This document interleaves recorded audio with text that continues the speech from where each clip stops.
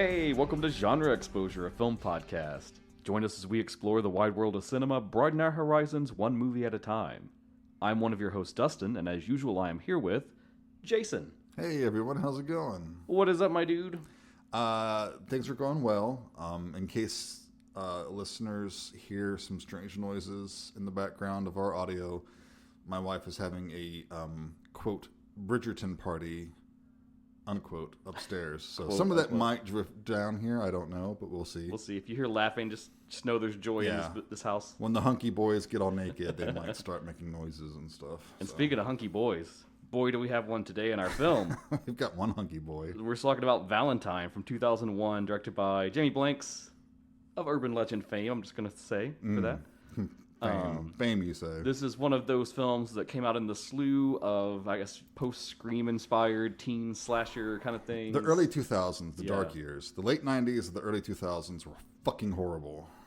By and large. Some of us disagree, myself included. You were a child then. I was. These are all very near and dear to my heart, but I had never seen this one, and neither had you. I think we both knew of it because the trailer is fucking iconic.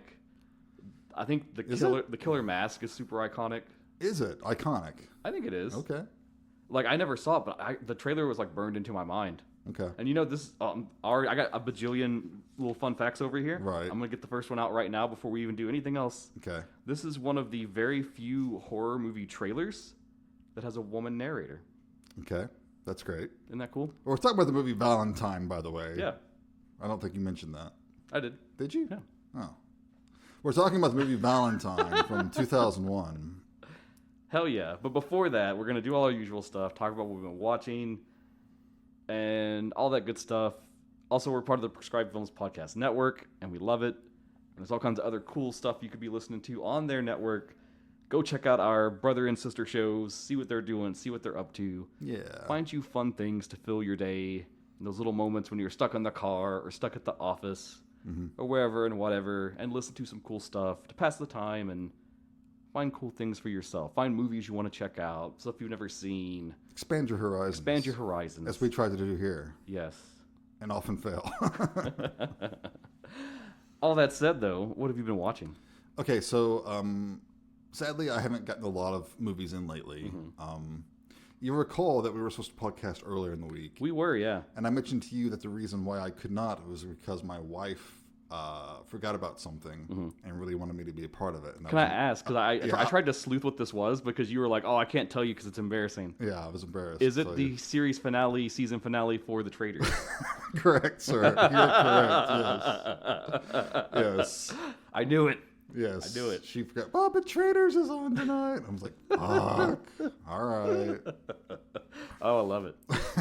So, yeah, we had to watch no that. judgment. I'm sitting here right now recording with a Vampire Diaries t-shirt on. You are indeed, sir. Oh, yep. It features Stefan, and it's one of his famous quotes. Has a hunky boy on it. Over my dead body. Oh, because he's dead, right? Is he one of the vampires? He is, yes. Okay. Yes, so we watched So I've been watching Traitors. We're watching the UK version and the American one. UK is better. Of course. Also watched the rest of the Night of the Seven Kingdoms, which I've talked about before. But man, what a great show. We really need to start watching this. Okay. It is so fucking good. Is this like it one and done, or? No, it's a series, Okay. but there was only 6 episodes in the first season. And it does tell, like, if you stopped watching here, you'd be fine. Okay. You know, you could stop watching here, but there's going to be more adventures of Dunk and Egg coming up. So, You know, I saw a post on social media the other day, and it made me think, because it was like, they were like, let's start a campaign against streaming show formatting. And let's stop having shows that are like 6-episode seasons, 10-episode seasons. And it was like, do you remember when like a season was always like 24 episodes. minimum 20-something episodes? Yeah. And like you had that time to have like just one-off episodes that just like expand the world that you're in. Sure, and there's a give and take for that. There's pros and cons because, yeah, you get more episodes, but also people have gotten so spoiled to like bigger budgets. For sure. And something spectacular happening every episode. I think they would be bored if we went back to the old model where you just, it's the same, like, let's take Star Trek, for instance, right? Ooh, Pretty much. that might be a bad example. There would be so many episodes where it's just on the Enterprise, which I personally always happy with. But and also at the same time, sure, it makes writers think outside the box. You can't rely on special effects and new locations every day. So you've got to come up with interesting stories to tell in the Sure, and next gen, like they milked the holodeck. Oh well, yeah, right. I'll just say that I will take a lifetime more of filler next gen episodes over anything that Paramount Plus has done with Star Trek. Oh no, you're not wrong there. You're not wrong there. Like I haven't even bothered to watch any of Starfleet Academy. Oh god, I'm just gonna say fuck Starfleet Academy. God damn, it's just embarrassing now at this point. Well, Discovery I stuck with for like 3.5 seasons, 4.5 seasons maybe, and it was god awful, and I had to stop. I kind of liked the first season. It was like it had a lot of stuff I was like, but then there were bits of moments where I was kind of like, it made me keep watching because there's enough to latch on to keep going. But about the time they jumped to the future, exactly. I was just like, I don't know anymore, man. No. Strange New Worlds, I like the first season, second one, third one, I'm out. It lost me. And yeah, I didn't bother to watch the Section 31 movie. Don't give a shit. Nobody cares. Lower Decks was pretty funny for the most part, but I also didn't finish that one. I'll just watch Rick and Morty, K, thanks. Well, yeah, it's pretty much the same thing. And yeah, I'm not Starfleet Academy. There's nothing I've seen that interests me whatsoever, so I'm out. I'm done. I delivered you an angry rant about it because I didn't understand, but because I was like, this is supposed to be the best of the best and the most elite, and why are they all like bumbling idiots? And then you clarified for me that this is in that new future continuity where they've had to rebuild from the ground up. And which I guess excuses it a little bit. Only morons exist in the future. Apparently. So, yeah. Right. It excuses it, but it still doesn't make it any fun to watch. Anyways, please continue. What was I ranting about? Oh, Star Trek. Oh, I was going to say, actually, I fuck Paramount, period. When Stephen Colbert is done, I'm canceling my subscription. Hell yeah. I'm going to tell them exactly why. Hit him where it hurts. It's like you fired Colbert and you fucked up Star Trek, and you're bowing to Trump, so fuck you. Good day, sir. Good day, sir. Anyway, so I did watch a movie. Cool. Well, wait. The Traitors, though. Yes. Good? Yes. Mm-hmm. Now, as I mentioned before, the American one has like reality stars in it. I'm not, whatever. They're vapid and boring and lame. But it was still pretty good. I enjoyed it. The finale was good. I don't want to spoil it for anyone, but a traitor won. So that's fun. Oh. Yeah, because if there's any traitors at the end, they get all the money. Oh, it's kind of like Werewolf Game. Right. The whole point is the faithful people are trying to find out who the traitors are. Cool. And if there's even one traitor left at the end, they get all the money. It'd be more fun, though, if it was like the Werewolf Game and they killed people each time. Like for real? Yeah. Well, they do murder people every night. They don't actually kill them. They do murder them. No. You don't just off a bunch of obnoxious reality stars? Oh, that would be great. I'll watch that. So anyways, the movie I actually watched. Yes, please tell me. So I started watching this YouTube video, the Retro Vault. Have you seen them? Sounds familiar. They've been doing a series of. They've been ranking every Hammer horror film. Oh, it's a lofty goal. Yeah, and it's done pretty well. And it of course featured a lot of that I hadn't seen. So I'm like, well, I've got some of these sitting on my shelf. I'm going to start going through some of them. Because not all of them have like Peter Cushing and Christopher Lee are the big ones you know about. There's a lot of smaller Hammer have their films. quote unquote lessers. Yeah. So I watched one called Nightmare. Oh. From 1964. Directed by Freddie Francis. Okay. Who is one of the Hammer stalwarts. Yeah, I recognize that name. Great cinematographer, solid director. It's written by Jamie Sangster, Jimmy Sangster, who did a lot of the Hammer films. But basically, it is about. It's kind of like one of those Hitchcock-esque. Mm-hmm. So the blurb is: a young woman is plagued by nightmares of her asylum patient mother. Upon returning to her family home, the nightmares become real when she sees a strange woman pacing the halls. Ooh. So it's one of those, are they really crazy? Are they being driven crazy? What's happening kind here? of a Vertigo sort of. Yeah. Cool. But it's pretty solid. It was a good little movie. Nothing that's going to change your world. Mm-hmm. But it had good black and white cinematography. Had some pretty cool, eerie moments here and there. Some good performances. If you're into that whole, it's like, it was a modern set movie, so it's in the 60s. Oh, those are fun too. So if you're into that whole 60s retro gothic Harlequin romance, dark shadowy type things. Oh, I'm in now. Yeah. Okay, I'm in. Yeah. It's right up your alley. Yeah. If you dig that stuff. What I've learned about Hammer, and this, I could be proven wrong. I've not seen them all, but I feel like they just never miss, man. Like, even their worst is still a good time. There's usually something worthwhile in Yeah. there. Yeah, you're right. Yeah. Even something like, Dracula, Satanic Rites of Dracula. Dude, I fucking love that one, though. It's ridiculous. It's crazy. It's insane. Ugh. Okay, so... But sure, yeah, it's not a good movie. Yeah, so I don't want to say too much about this particular one, because Okay. the less you know Okay. going in, the better off you'll be. But I recommend it. Check it out. Cool. How about you, man? What have you been watching? Been watching a few things. Just to throw this out there real quick, I've been catching up on Kamen Rider. Okay. The current season, Kamen Rider ZEZTZ, it's actually like simultaneously broadcasting in English. You can watch it on YouTube on the Tokusatsu channel, which is the channel that Shout Factory made for their Tokusatsu related stuff that they're licensing. That's cool. They do like a premiere where it live streams and you can watch it and there's a chat and you can like chat with other fans. And then usually like the next day they just upload it. You can just watch the episode. They have like a playlist. I'll link the playlist actually in our show notes in case anyone wants to dive in. It's a good, like, if you've never seen Kamen Rider before, it's a good first one because it's more on the serious end of things, between the range of like serious or comedy, and then like it's very traditional and like there's only been one main writer, and it's like slowly introducing stuff instead of like suddenly there's like 20 of these dudes in suits running around. Okay. And it's got a cool premise. It's like the main dude is this kind of just random dude who's a little unlucky in life, kind of doesn't really succeed at anything, and he always means well. His name's Baku. But he's obsessed with spy fiction. He loves like James Bond, any kind of spy story, movie, book, anything. And in his dreams, he's really good at having like lucid dreams where he can control them and like shape his dream how he wants, which is a thing, maybe if you believe in it or not, whatever. I'm not here to convince you, but in his dreams, he often plays like this super spy character. And it ends up kind of becoming a thing that's really going on where, like, there's these monsters, of course, because it's Kamen Rider. Yep. And they're invading people's dreams, and they're called nightmares. And if they, like, continually wear a person down in their dream, eventually it lets them manifest through them into the real world. And then they go on a huge rampage. And so Baku gets recruited by this organization, a secret spy organization called Code. And they recruit him to be Agent Number 7. And they give him a henshin belt, lets him transform into a Kamen Rider, and basically at night he goes into people's dreams and tries to defeat these nightmares to prevent them from breaking into the real world. Okay. So it does a lot of cool, like, visual effects sort of stuff where they're in dreams for a lot of the time. And it's just now getting to, like, the 20s, because they usually run for about, like, 40 to 50 episodes. And so it's just hitting that peak where it's starting to get, like, more serious. You're starting to learn what's going on. There's a secondary writer named Kamen Rider Nox, and he is, like, a former agent of Code. I think he was Agent 6.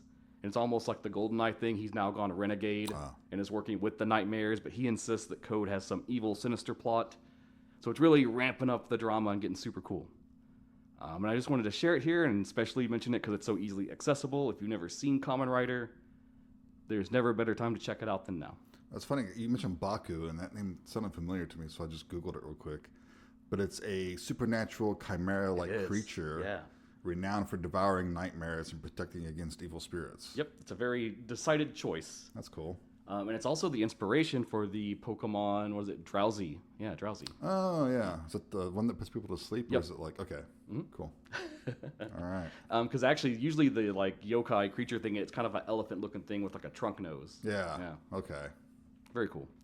I did watch some movies by grace of Up All Night, again, which is a Kings of Horror's new pursuit to get Rhonda Shear back out there and showing crappy B movies on YouTube. Yep. We've had 2 since I've last mentioned them. The first one was one of their very famous recreations of a classic Up All Night skit where they had the pajama party, which was super fun. She had a lot of lovely ladies on. They were all in lingerie. What's better than that? Not much. Super great. They recreated some of the bits from old episodes, like they did the Twister thing where they play Twister. But the movie was Babe Watch from 1996, directed by Rick Sloan. Oh my God! Yeah, okay. And it's a film riff of Baywatch, as you might imagine. And man, I wanted to like it, but God, It was just really bad. And he's the Hobgoblins filmmaker, isn't He is the director creator of Hobgoblins. I do kind of like Hobgoblins, I'll be honest. I like the MST3K version. And then he also did the Vice Academy films, which those are pretty mixed too. But yeah, whatever. But man, Baywatch, I just wanted to like it. I just couldn't because it was like so obnoxious and like nothing really happens. Mm-hmm. And then like they're in swimsuits, but it's like never really titillating. And there's also never like anything sleazy or sexy going on, so you don't even have like that angle of the kind of film that it is. Yeah. And then all of the jokes don't land, and they're not really funny, so you don't get the comedy part either. Mm-hmm. It just feels like a really like weak effort Baywatch riff. Mm-hmm. So that's like probably the first one I've watched on this new line that I was kind of like, don't really care for this one. However, last night. We were going to record last night, and then we didn't get to. I had to work late. Whatever. It happens. But because of that, another Up All Night aired, and this was another echo back to their days on USA, where they did Rondomania. Mm-hmm. And they had on some pro wrestlers as special guests, which was super fun, because they were all the time doing like WWF tie-in episodes back in the day. Of course. And their movie to go with it was from 1990, directed by Sheldon Lettich, Lionheart. Starring Jean-Claude Van Damme. And dude, I had never seen this. It was fucking awesome. Good? Yeah. He plays this dude named Lion, like Lyon, and he deserts the Foreign Legion and runs away to the USA because his only living relative, his brother, is sick and dying. And like he got injured in like some kind of drug deal or something. I don't know. There's a whole pretense setup thing that doesn't really matter, but he runs away from the Foreign Legion. He comes to America. And his only living relative is now his dead brother's daughter, which would be his niece.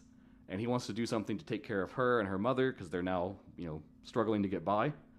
And he falls in with this random dude who arranges street fights to make money. And then that leads to them getting caught up in this secret world where this really rich businesswoman does like high-end, like bet on street fight matches. And all these crazy, rich, wealthy people come and do it because they're just obsessed with watching people beat each other to death. Mm-hmm. And it's literally like a fucking unlicensed Street Fighter movie where, like, it keeps escalating. Because it's like, at first he's fighting, like, in a back alley, and then he's fighting in, like, a parking garage. And then when they realize that he's really strong and hard to beat, they start trying to find, like, other people around the world that could beat him. So suddenly all these rich people are, like, flying in people from other countries. They fly in, like, this random Scotsman.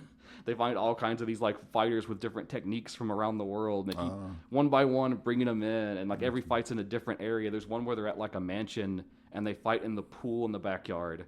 And there's, like, a little shallow spot of water, so you can, like, drown someone in it if you want. But it's just, like, an environmental hazard. And it feels like a fighting game, because then there's just all the people standing around. And they're like, cheering and stuff. Really cool. Super fun. And it was an interesting character for Jean-Claude Van Damme because I've not seen all his films. I think so many. He definitely gets typecast as a certain sort of character. Usually just kind of like, like a badass that's very like cold and, gets the job done, whatever it takes. And here he was much more like emotional. Huh? There's a whole subplot where about him like caring about his niece and wanting to help her. And that's like the underline to everything. He's not really just fighting because he wants to fight or he likes to fight. Right. Like his first big prize money thing, he tries to give it to the mom, and she doesn't want it. 'Cause she's like, I don't want your dirty money, and I don't want help from you. Just go away. So then he sets up this like fake thing where his dude who's like his bookie pretends to be like an insurance person, and they pretend that like the husband had like a policy he had set up. Okay. Yeah. And they're bringing her the checks, but it's just the money from the prize matches. Yeah. And so there's all this drama of like he wants to tell them what he's doing, but he can't. And does he hook up with the mom at the end? So there's kind of an implication that there's a thing between them, but they never really like kiss or have a big romantic confession. Okay. Which is a smart move, I think. And that was one of his earlier movies too. It is, before he really blew up. Yeah, 1990. But man, the fights were cool. The setting was cool. The world was cool. It literally felt like it could have been like a fighting game plot. Mm-hmm. I liked it through and through. It's really cool. Okay.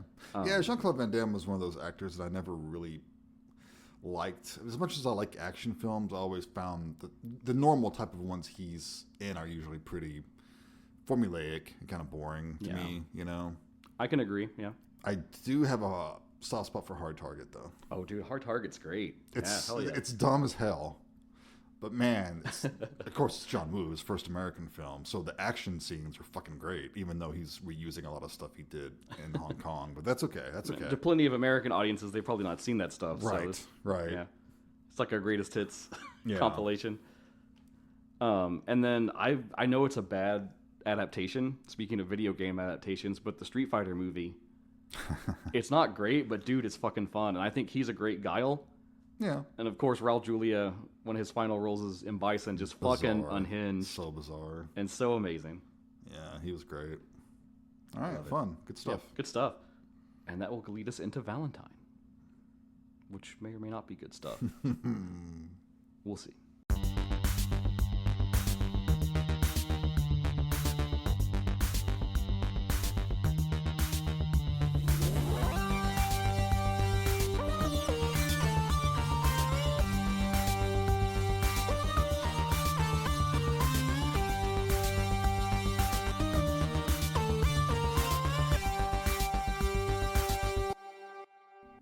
All right.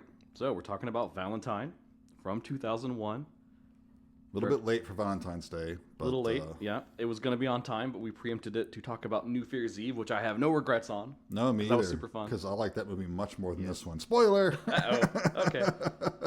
Is it going to get the 3 stars now? I bet it's going to get the 3 stars now. What, New Year's Eve? Yeah. Retroactively, it probably gets the 3 stars, yes. There's another retroactive thing that watching Valentine made me do, but I'll save that for the end. Okay. You'll be amused. All right. But yeah, this is a holiday slasher. It's a 2000s era slasher. Though I would argue it surprisingly is a little deceptive because it feels more in line with like an 80s slasher. Well, it starts in the 80s. Yeah. Like 89 or something, I think it is. It does, And yes. a middle school dance. It does. But real quick, before we dig into that, 'cause the intro is amazing. What genre is this? I think we've already set it up. I mean, but it's a slasher film. It is, yeah. It's a slasher film. IMDb also throws in dark comedy. A little bit. I don't think it's that funny. No. Who done it? No, that's every slasher film almost. Horror, mystery, thriller. Yeah, but slasher. It's all there. It's It's a a slasher film. You know it's a slasher film. This is based on a book, very loosely apparently. Warner Brothers acquired the rights to Tom Savage's book, Valentine, a novel. That's a great name if you're writing horror novels. Tom Savage. And they literally bought it for the name of the book. They Yeah. were like, this is a cool name. We can make a cool horror film from this. Sure. We didn't even read it. Let's buy it. But also, it's such a generic title. Do they really need to buy the rights to the book to use the name Valentine? I don't know. It's not like he has a copyright on Valentine's Day. It's or a marketing something. thing, though, right? Because then you'd be like, based on the novel. Yeah, okay, I guess. Makes it sound more erudite. Yeah. Sure. But yes, we start in the past. A little flashback, back in the 80s. A middle school scene where probably a lot of guys listening can relate to the situation where you're super awkward, but you want to ask a girl to dance. So he's going up to these different girls. It's a young boy named Jeremy Melton. Jeremy Melton. And he is like the turbo nerd of the school. Yeah, he's all nerdy. He's got the glasses. He's kind of weird looking. And he's going up to some of the popular girls. What in his middle grade. school kid isn't weird looking, though, is my question. Very true. Should I tell this story? I don't know. Sometimes I think of stories and I'm like, should I tell them, though? I think you should. Okay, well, I'll leave names out. So when I was in middle school, there was this weird divide where, like, the oldest grade that was there, like, the girls had matured faster than anyone else. So they looked more like adult women, but then, like, every dude was like, oh, my God, they're, like, the hottest people ever. Yeah. It's very weird. Uh-huh. It's a very strange time. It's a horrible time. And I only mention that because at that age, I really didn't even care about dating, which is weird. But in doing school projects and things, I would end up in groups with these people, and then all my friends would be like, dude, you have to get her to talk to me, though. You're my in, man. Nice. And I'm just like, that's great. Don't put me in the middle of this, though. Yeah, see, no, I was girl crazy pretty early. Oh, yeah? Like, probably as soon as 13 hit, yeah, I was all about girls. And it really hasn't stopped. I think I dated someone in middle school, but it was very much like, oh, do you want to go out? And I was like, yeah. And then we just, like, never did anything. and then we just broke up, and it was like right, yeah. Like, That's I middle wasn't school even like dating. interested or into yeah, it. you date for like a day, Yeah. and you make out or something. I don't know. But mostly, and I wanted to ask you about this. Like, what was your school dance experience? Was it Jeremy Melton's or? Oh, it wasn't that bad. No, it wasn't that bad. But I was an incredible doofus, and I had no self-confidence, so that really hamstrung myself. I could have had a lot more fun were it not that way. Yeah. But I had okay experiences. I didn't have anything traumatic happen. Pre-high school, most of them I would go without a date, usually just with friends. And I wouldn't even really ask people to date. I was like that person that was like, invariably at some point in the night, there would be some girl that's sad. Yeah. And then they would be like, oh, we'll find you someone to dance with you. And then I would be the one that would be like, would you please dance with her for like one song? So she could say she danced. And Yeah. That was my lot in life. God, that was horrible. Those were horrible fucking years. Jesus Christ. You know, whatever. Anyways. Yeah, so he's asking 3 girls in succession. They all turn him down. Shelley, Lily, and Paige. And oh my fucking God, the girl that got to play a young Denise Richards looks just fucking like her. Yeah, I was like... That was perfect casting. If it were a later film, I would be like, did they do like the DH stuff on her? Yeah. No, it looks just fucking like her. Yeah, that good casting work, whoever did that. But they reject him cruelly. I actually have them right here because there's an important thing about this I'll get into later. Sure. He first asks Shelley, and she says, "In your dreams, loser." Yeah. Then he asks Lily, and she just says, "Ew." He asks Paige, and she says, "I'd rather be boiled alive." Then he asks Kate, and she says, "Maybe later." She's the one that puts him down gently. Yeah. And then the final one is Dorothy, who's also... It's weird because you don't know her dynamic at first, but, like, she's sitting on the bleachers when he first approaches. And what can we say? She's a little heavy set, you would say. Hollywood heavy set. Heavy set, yeah. That's the implication they want you to get. I immediately was like, what's supposed to be wrong with her? Yeah, she's fine. She's nice. She actually normal. dances with them. She looks normal. She dances with them. They have a nice dance. Then they end up making out behind the bleachers. Yeah, you go Jeremy. Tradition. Yeah, go Jeremy. Go for it. Go both of you. And then some bullies spy on them and take notice. Yeah. And they're like making fun of him. And then Dorothy was like, oh. She gets embarrassed. She gets embarrassed. And she's like, oh, he attacked me. He's forcing himself on me. So they're like, let's get him. Yeah. And they're like, let's get him. And they're beating him up. They're like stripping him down to his underwear. And he's like out in the middle of the dance floor. And they're kicking him and beating him. And notably, there's a couple of people in the kids wearing like a Cupid mask for Valentine's Day. Valentine's Day dance. And at this moment, I'm thinking, where the fuck are the chaperones at this dance? You know? Yeah, I was never at a dance where anything this out of pocket. They're all over the place. You get too close dancing, they're showing up, going, "Oh, you gotta separate." So they failed their jobs. Yeah, and there's a nice little like pseudo carry reference where they get a thing of big punch bowl, and it's red punch, and they dump it on them. Sure. Slight but fun reference. Yeah, I mean, this is obviously a love letter to like old slasher films. For sure. And that you can see that like throughout, I think. Yeah. And then it's 13 years later. Yes. And our people from that dance are all grown up now. They're living life. They're doing their things. And the first one we get reacquainted with is Shelley. Yes. And she's on a bad date with a guy named Jason. And Shelley is played by Katherine Heigl. Yes. And this Jason dude's always referring to himself in the third person. His name's Jason Marquette, right? Yep, Jason Marquette. The JM initials that comes up later. And he's like, yeah, Jason is really into your look here at this... this dinner we're having. He's over the top bad. He is. I mean, it's just so... Dude, it's fucking funny, though. Yeah, so of course she's turned off by him. He's trying to at least get a kiss at the end of the night. She's like, nope, I'm not even a kiss, man. Yeah. She explains at some point that she's going to be a doctor. Yeah, she's going to medical school. Seems like she's got her life together mostly. A little bad luck dating, it looks like, but... Oh, what you gonna do? I made a note here to myself to remind myself to do something. Okay. I wrote, refer to yourself in the third person.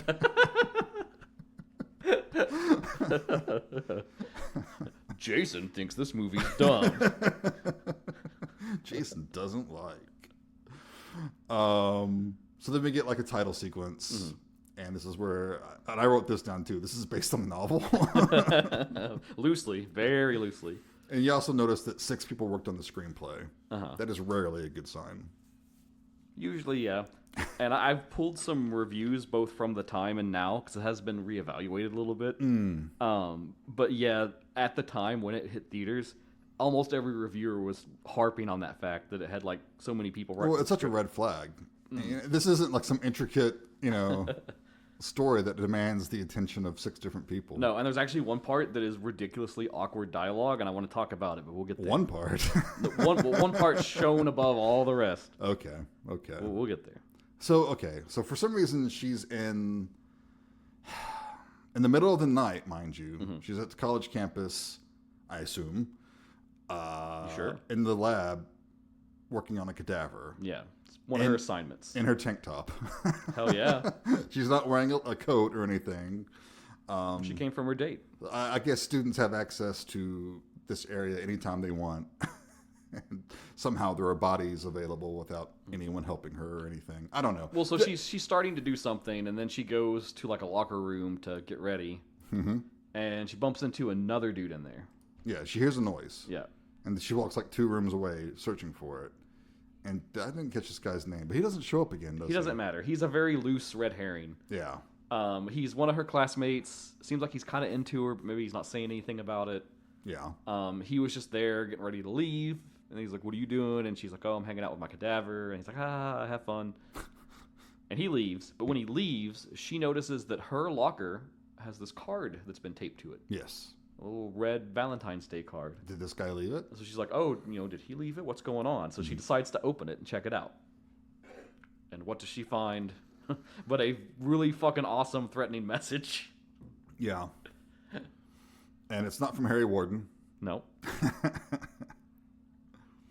So she's like, okay, whatever. Someone's fucking with me, great. She goes back to her cadaver. And notably, she had covered the dude's face up before. Yeah, because she's weirded out. She was about to start, and then she was like, It's kind of like staring at her the way it's positioned. Yeah. So she covers it up, and she comes back, and everything's still covered the way she left it. Great setup. And she's about to do the incision and stuff, but the body starts breathing, and she's kind of freaking out. Oh, my God. And jumps back, and out of the closet comes the cadaver she was working on. So it's the killer. Gasp. Yeah. But, like, in a matter of seconds, this killer has gotten up quietly and left the table that he was laying on. I was like, whoa, that's some speed, man. His stealth skills, 95%. I don't know. Man, I feel like I'm going to be bashing on this movie the entire time. You do you, man. I did right, because we get some music here. Yeah. And the music's pretty bad, I thought. It sounded like, I wrote down, it sounds like a scary sound CD you'd buy on Halloween.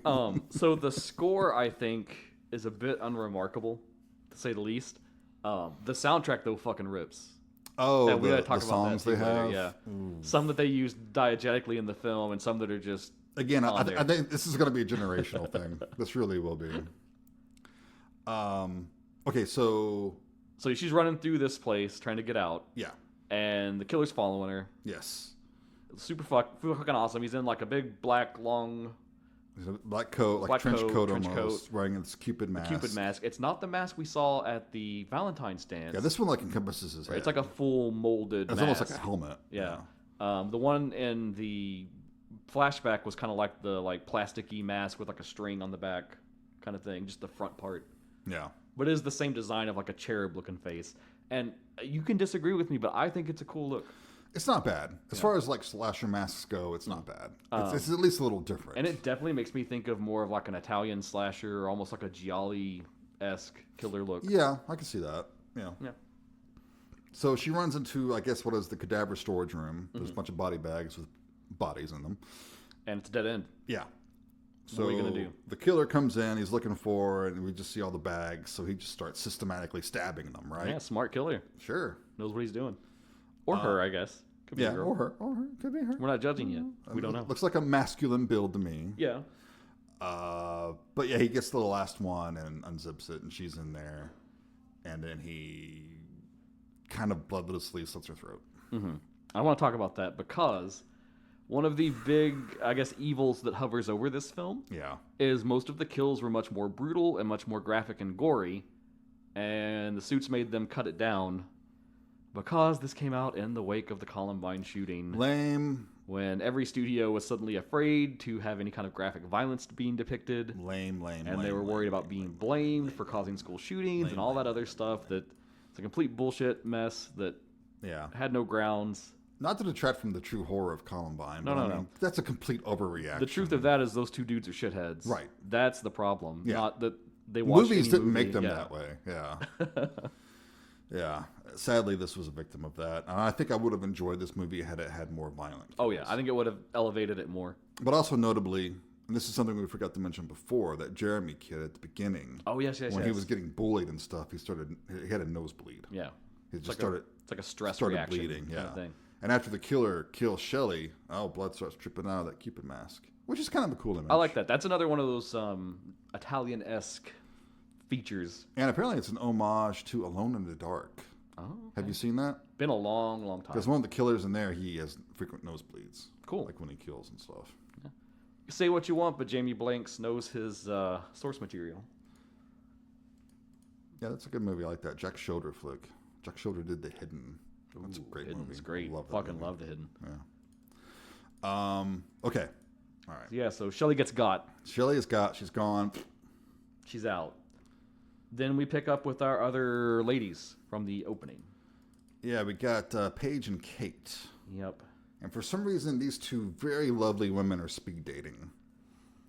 Well, we learned that Kate is played by Marley Shelton, who, if you're a Scream fanatic like me, you're going to know her from is it the 4th and 5th Scream film?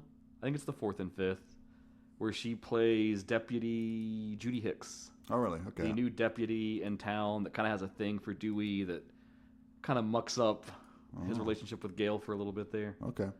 I like her. I think she's a great actress. I was excited when I found out she was in here. She was fine in this. She was fine. And then Paige is their face card for this movie, played by Denise Richards. Yes. Basically just playing herself, I think. Pretty much. Yeah. But we learned that Kate, she has a boyfriend she was pretty sweet on named Adam. Who's an alcoholic. And he's an alcoholic, and it's gotten out of control. It's been bumpy. And she's had to break up with him. She's like, you got to get your act together. We can't do this anymore. And she kind of just wants to, like, chill, I guess. But Paige is a little bit boy crazy. She loves to just date around, do whatever. And she's like, hey, just come to this with me. I'm going anyways. It'll be a fun night, if nothing else, and we can laugh about it. Maybe take your mind off things. Why not? Sure, why not? And then we get like a montage of weird and or creepy guys. Topped off with when they finally get a kind of hunky guy. He's talking to Kate at first, and they're kind of having a thing, and then Paige interrupts and just totally dominates the conversation. Yeah. Which is so funny. Which sounds like a Denise Richards thing to do. Yeah.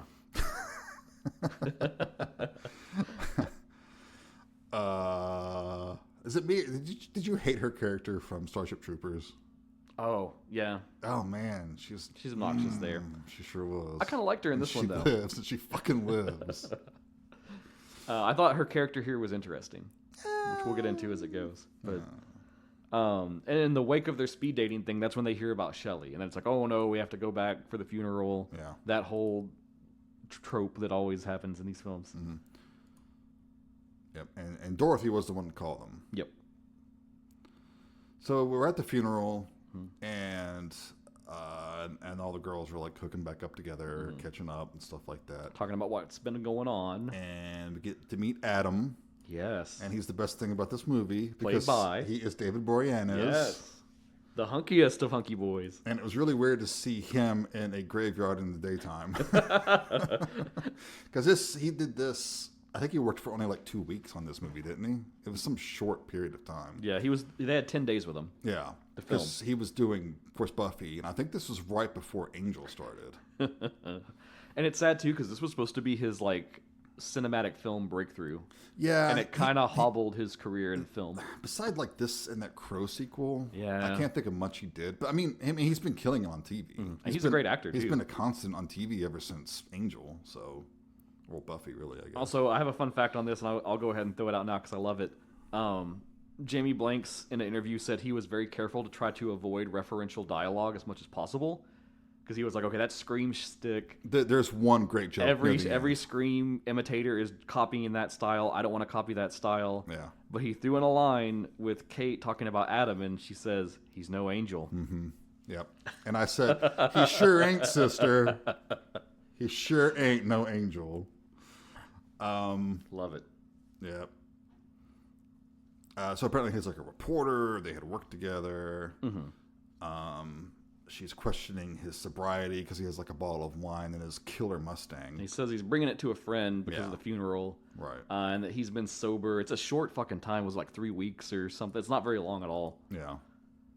Which is a key plot point too. Mm-hmm. And he's already like, I'm doing this for you. I want to get clean. I want to get us back together. Yeah. And she's sort of just like, well, let's see. Let's take our time here. Somehow she has the power to resist Angel, which that doesn't seem right. He doesn't have his vampiric I'm straight and charm. I don't. So we meet this Detective Vaughn. Mm-hmm. And he comes talking to the four girls, and he's asking them about... he's played by Fulvio Cesare. He's been in a bunch of stuff. Yeah. He's always like a... You know him if you think you don't. Yeah.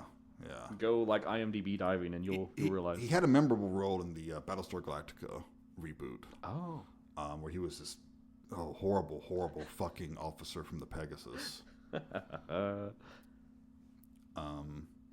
So he's asking the girls about who they're seeing and what's going on, because of Shelley's murder and stuff like that. Yeah, they're looking for connections. Because he shows them the card too, I think. Mm-hmm. He's like, does this mean anything to you guys? Or and he knows that he had gone on a date with Jason Marquette, and he can't find him. He's trying to track him down to question him. And he's like, call me if you think of it. They're like, he's a prime suspect, but we can't bring him in to confirm or rule out. Yeah. And they're like, do you think JM could mean anyone else? And initially they're just like, I don't know. Yeah, it doesn't really ring a bell at all. Whatever. Then we follow Dorothy back to her very big house. Yeah, we learned that she is like the rich girl of their school. Yeah. She's the 90210 character who lives in a mansion. Which, I'm going to say, this is like the fucking quantum mansion, by the way, because the more you go to it, the more rooms and spaces and locations it has. Yeah, right. Especially, the final act is set here, and goddamn, they just keep adding rooms and locations. It's like an old Scooby-Doo cartoon where it just keeps going and going and going. But she finds a creepy Valentine's Day card. She does. Also sent from a JM. Yeah. And, these are really nice. He's obviously making these himself, because this isn't something you would get at Hallmark. No. I don't think Hallmark makes a line for these pithy Valentine, I'm going to kill you poems. Maybe they should. I don't know. So then some douche named Campbell shows up. I guess they've kind of been seeing each other, whatever. They've been on and off dating, is the implication. He's played by Daniel Cosgrove, by the way. Is that somebody I should know? No, he's in a few other things, but... that sounded so dismissive. Who's this fucker? I never heard of him. The thing I knew him from is the fucking, was it National Lampoon's Van Wilder? Oh my God. Which he's not Van Wilder, of course. That's Ryan Reynolds, but yes, he's one of the supporting characters. So she's like, yeah, you can stay with me. She has her maid set up a room for him. Well, what he lays down, though, is that he's doing some kind of, like, internet startup thing, and she's apparently invested money in it. Yeah. And he's like, oh, I've got trouble where I don't have, like, my money yet. It's obvious he's a scammer. Yeah. It's very clear. And if you haven't caught on to this yet, every guy in this movie is fucking despicable. I actually like that about this film. It was ahead of its time. It is. It's very ahead of its time. It's actually, like... we're not the right people to say this is a feminist film or not, but I think it is a very pro-feminism ideals in a lot of ways. I think it leans in that direction, for sure. I don't think it quite makes it. No. And that's partially being a product of its time. Yeah, I mean, it's... I can also see, there's a lot of people that would upset that, there's no decent guys at all. That's just, like, woke bullshit. Well, this is 2001, before anything was woke, which I fucking hate that term, by the way. But I like it, too, because it amps up the mystery part, which I think would be weaker without it. Because it makes you suspicious of every man in their life as it goes. Well, the problem is there's only one nice guy, even though he has a problem. A drinking problem. Yeah. So, I don't know. Does that make him the automatic suspect? I don't know. Or maybe you saw that there was some what's the word I'm looking for? Wasn't there like a promotion that spoiled press, it? Yeah. Press conference. There was like a thing. news thing, and they revealed the Who killer. the killer is. Yeah. They were really pissed about that. Yeah. So Dorothy has an altercation with her stepmother, who I wrote down looks younger and hotter than she is. Played by Benita Haw. And I recognized her immediately because I always had a thing for this quick character appearance in Final Destination 2. Yes. She was a dental hygienist in that. And I've always thought she was adorable. She was really cute. Steamy. Yeah. And she's cute in this too. And I was so pissed she didn't come back for any more of the movie. What the fuck? Like, at least kill her and give She her was another more scene. interesting and more entertaining than any of the lead girls. I want to see her story. But basically what her story is that she's dating Dorothy's husband. Well, actually, they're married. She's the stepmom now, and it's implied she's a gold digger. Yeah, and they have a strained relationship. They don't like each other. Mm-hmm. And even her dad's like, be nice to your stepmother, you know? But also, he just doesn't give a fuck whatever Dorothy does. He's kind of presented as a prick, too, honestly. Yeah. He's like the absentee father kind of thing. Yeah. He gives her anything she wants, but he's not like... He's not emotionally available. Yeah. So we get back to Kate. She's in her apartment showering, and she hears a sound, but the water stops working. I wrote this in my notes. At least she has a somewhat normal apartment. So it's modest, it's smaller, it's not like a mansion. Which, by the way, I hated her shower, where it's like a freestanding tub and it has the thing all the way around. I was like, whoa, that's weird. Yeah, no, I don't like that either. No bueno from me. But there's some comedy moment where she's trying to find some water to rinse out her hair, so she has to use the toilet. Yeah, Tiffany screamed at the TV at this point. She was like, "What? At least use the tank on the back." Yeah, that's a good point. Yeah. I wonder if that was scripted or ad-libbed. I don't know. She gets a phone call, but it sounds like it's just static. Yeah, our ominous, creepy phone call. And then she hears the sound of the door. Oh, her door's open. Yeah. Yeah, her door's just open automatically. She's kind of like, what the fuck? And she hears the elevator ringing outside. She goes up to investigate, just wearing her towel. And finds like this Cupid mask crumpled up in the doorway. And it's more of the plasticky one, like from the actual dance in the flashback. Yeah, like an old Halloween costume would have. Yeah. So, that's weird. And then it turns out that her apartment neighbor, Gary, is this kind of creepy, pervy dude. And he... Another creepy guy. Yeah, another creepy guy. And he opens his door because he hears her out there, and he's like, "Oh, okay." Hey, Kate. And he keeps rhyming. He rhymes her name with everything.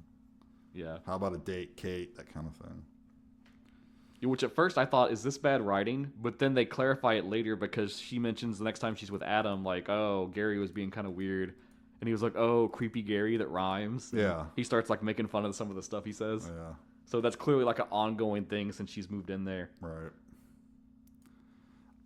Meanwhile, Lily is watching one of those old video date VHS things. Yeah. Like people would record themselves, and then, you know, if you were looking for someone to date, you would go watch these videos and see if there's anyone that caught your fancy. It's like an expansion of the old Again, party line. This super cute young girl is doing this. Okay, whatever. And I will say, too, it's kind of neat because, like, if they made this film now, it would be all, like, online dating. Yeah, yeah. So it's made it an interesting time where it's like, we don't have that yet. Yeah. So it's like, how do you find people, really, if it's not just, like... Well, it'd be Tinder now. The organic way. Right. So where's our Tinder slasher movie? I'm sure there's been something like that. Surely, right? Surely to God. Yeah, put a pin in that for another time. So the doorbell rings, and there's flowers and candy outside. And another card signed JM that is somewhat threatening. Yes.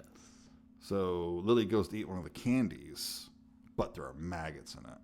And she's like, ew, gross. Much like she's told Jeremy when he asked her to dance. Yes. Could there be... It's like poetry, it rhymes. Foreshadowing? I don't know. So then they're realizing, okay, JM, and they're sitting there talking about, do we know anyone named JM? Yeah, they're actually sitting and being like, okay, who did we know? Who did we go to school with? Yeah. And Paige actually remembers Jeremy Melton. She pegs it. She's like, oh, what about, like, Jeremy Melton? And Lily's like, who? And then they go over what happened, kind of. And at least they have, like, the sense of decency to say it. We were so mean to him. Yeah, that's one of the first things they bring up is like, we were terrible to him. Yeah, I wonder where he is now. We were. And they mentioned that after that incident where he quote unquote attacked Dorothy, he got sent to a reform school. Yeah. And then everyone kind of lost track of where he was or what he was doing. Because who cares about him? Right. He doesn't matter anymore. He's a creep.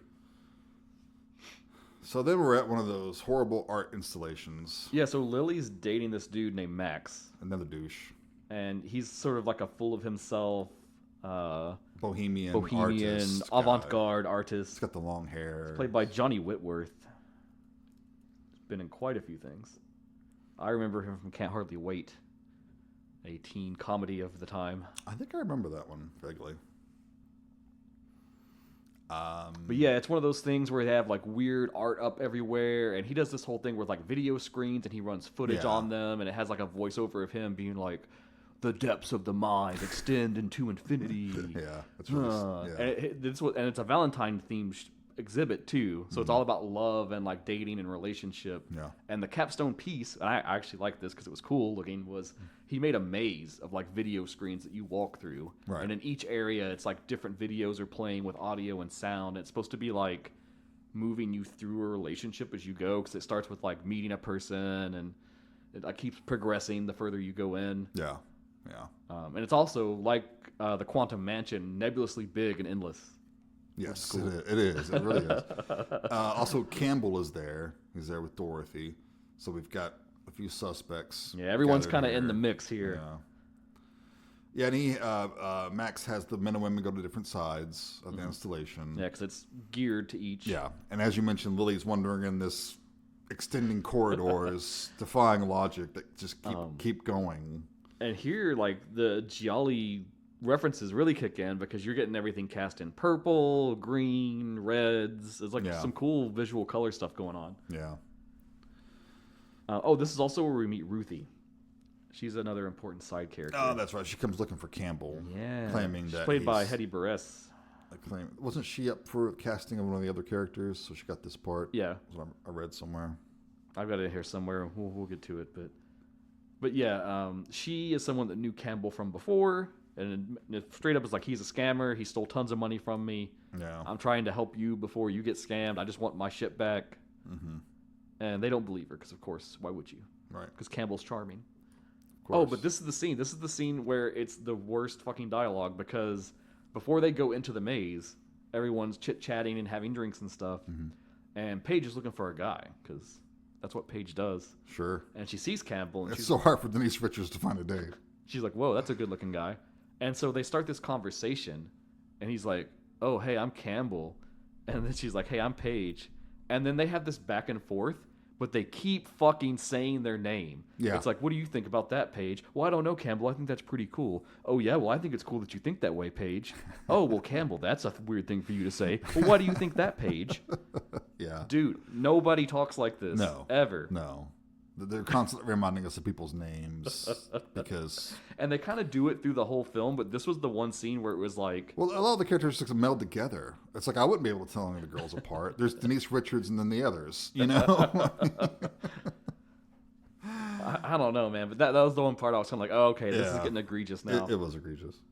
But yeah, so they go into this maze. It's really cool. Lily, because Lily got mad at Max because she was wanting to have a threesome. Yeah, she finds Max in the maze, and they're like making out, and they're going to hook up. Yeah. And earlier we had seen his assistant who had helped set everything up at the gallery, and she's kind of creeping up on him. Yeah. And she's kind of into it. Yeah. And she kind of starts to undress. Yeah. It's like, all right. And then Lily notices, and she's like, oh, shit, what the fuck's going on? Mm-hmm. And he's like, hey, well, I invited my assistant here. Yeah. To be with us. To assist us. And then Lily's not into it. She's going to be a buzzkill and leave. Well, consent, right? Consent is important, yes.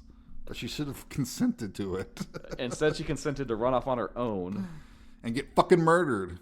And this is a pretty brutal kill. I can't imagine if they would have shown more of the gore for it, but Mr. Cupid Killer has a crossbow and fucking sinks, 3-4 arrows into her? Yeah. No, it's a bow. It's a regular bow. Oh, yeah. Yeah, but no, he sinks arrows, Cupid, arrows, all that. Yeah. And then she falls down the center of a flight of steps. Yep. Which, I'm imagining the cut scenes in my head and they're a lot better than what we got. But this is probably the second best death, I guess, for me. This one's pretty epic. She takes it like Boromir. She takes a few arrows before she goes down. But then I'm also thinking, how is this guy wandering around here with like a bow and everything? I don't know. Maybe he stashed it ahead of time. Maybe. But the important thing is that no one ever finds Lily. It's like she just vanishes from the event. Yeah. And Max kind of assumes, oh, well, she's mad at me. She ran off. She stormed off. Yeah. So this is the thing. I don't like these characters. Because later, Kate and Adam are talking, and they're at a fucking bar. Mm-hmm. He's alcoholic. Yeah, I wanted to talk about trying this. Trying to recover, and they're at a fucking bar, and she's ordering a beer. And then he gets a sad look on his face, and she's like, "Oh, I'll have a club soda too." And it's like, yeah, why you're harping on him to stop drinking, and you go to a fucking bar? Yeah, as someone that has worked a bit in harm reduction, Kate is a very terrible friend to Adam with his sobriety. Horrible. Yeah.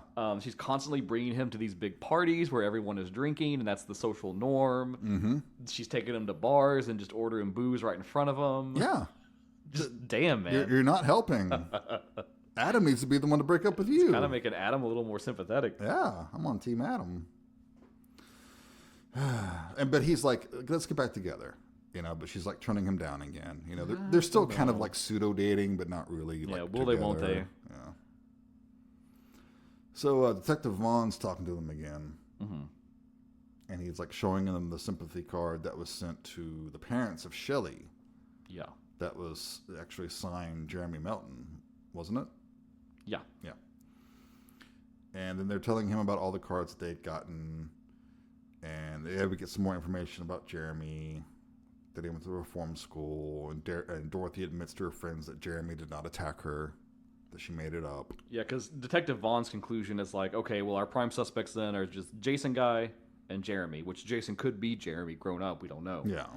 Because we don't have like the records to go off it. And he's like, is there anything else you want to tell me? And you can see Dorothy's kind of like, yeah. But they don't tell the detective. And then when they walk out, she's like, hey guys, I got to tell you something. Mm-hmm. And yeah, she straight up admits like, hey, he never attacked me. We danced together. We were making out. I got embarrassed when people started making fun of him. I thought I would get made fun of too. Yeah. It would ruin my reputation. So I just blurted out that he attacked me. Yeah. And later on, Kate and Adam were back together, and she's telling him about the Jeremy Melton thing. So he knows about it. He's aware of the situation. Mm. Oh, and then Paige kind of flirts with the detective a little bit too, but it's solely to pry info out of him, because that's where you find out Jeremy's parents died in a house fire. Yeah. And like he's showing them like aged up pictures of what Jeremy Melton would look like now, and they don't recognize him. And, he's like, oh, he could have gotten plastic surgery or something. He could look completely different. And then meanwhile, while they're doing this, isn't this whenever Gary goes and breaks into her apartment? Yeah. Yeah. Because he apparently has been doing this for a while, and he breaks in and puts on her underwear. Yeah, and the killer's breaking into the apartment and catches him in her bedroom putting on stuff. And he kills him. Imagine you're the killer in this moment, and you're like staging shit, and then suddenly it's like, the fuck? It's like, the hell? What? Well, I may as well kill you. And it's great too because it's with a hot iron, and they tease it earlier because there's a scene where she had left it on by accident and forgot, and then she's like, oh shit, I better turn this off. So was he ironing? I don't know. What was the iron on? Did she leave it on again? Maybe that's Gary should have turned it off. Kate, I don't know if she really has everything together in her life. No, she does not. Leaving irons on. She does not.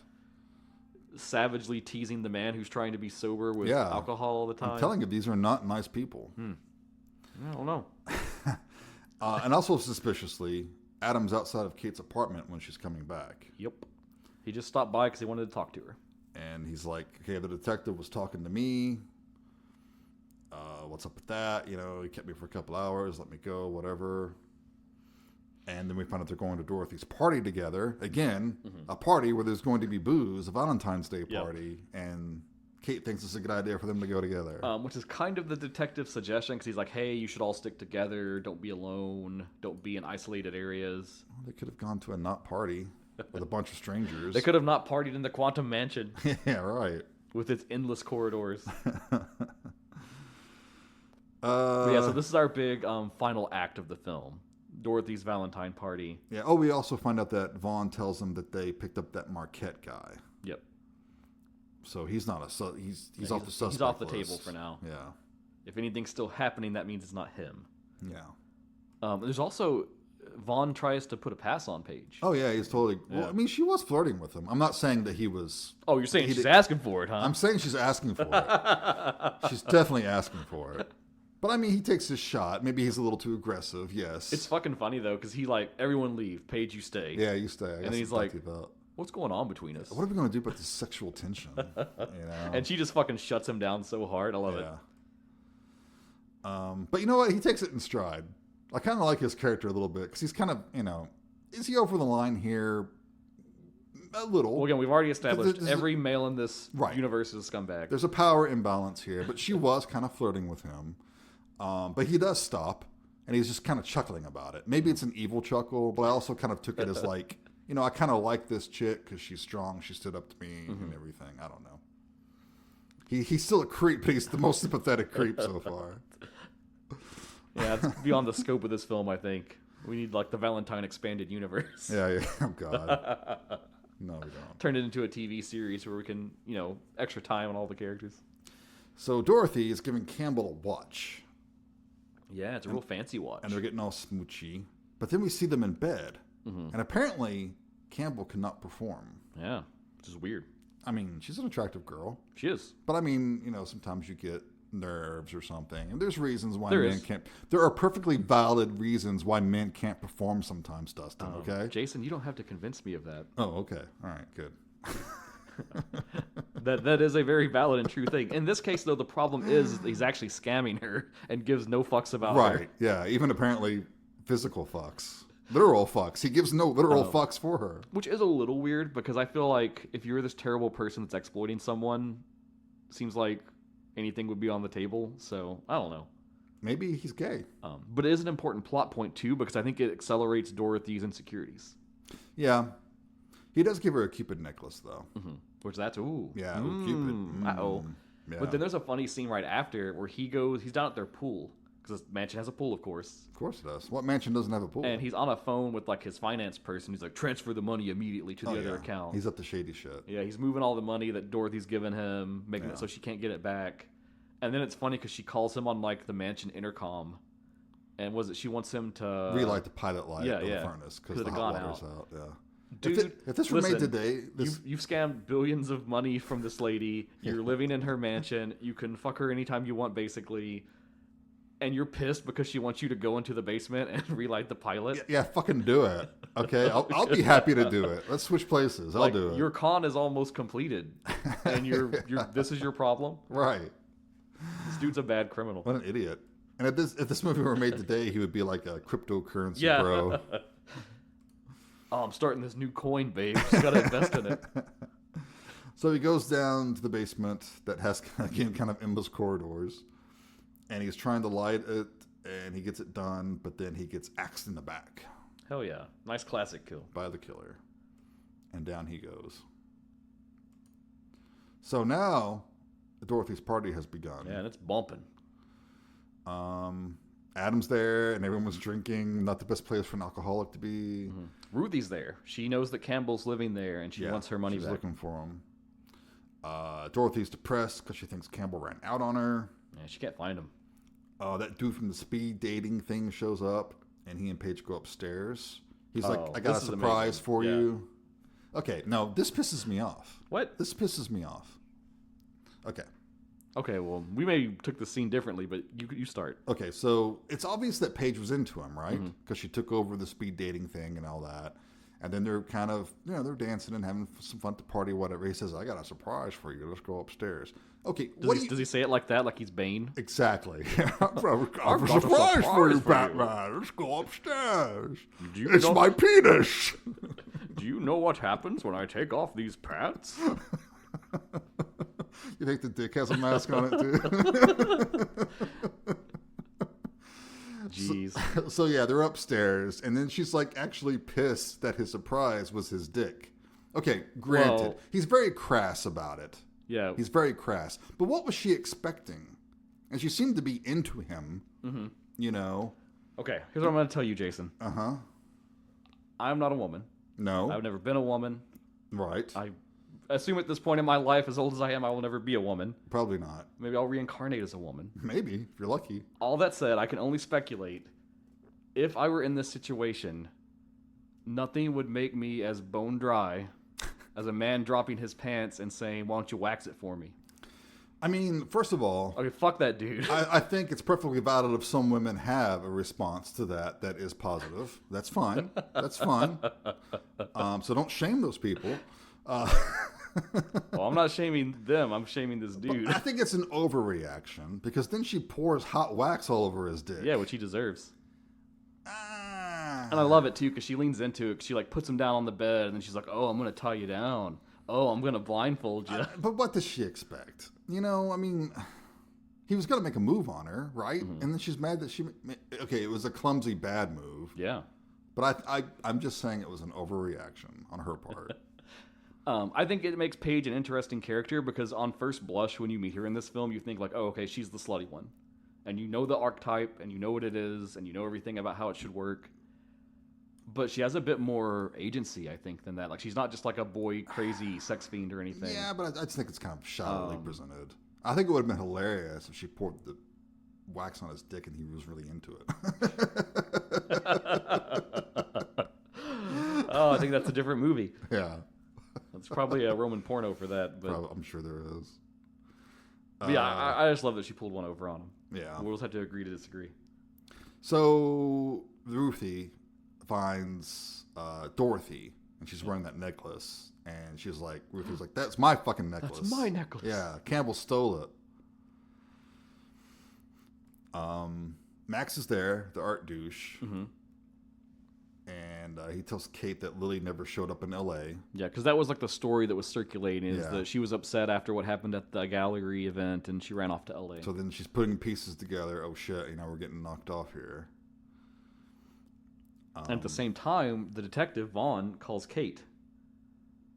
And he's like, "Hey, I just wanted to let you know we had to let Jason out of custody. There's no evidence on him. He could still be the killer, but if he is, then he's free now. He's moving about. Right. So be on the lookout if he shows up there." And he's like, "I'm going to come there too. Yeah, I'll be there. I'll be shortly. on hand just in case something happens."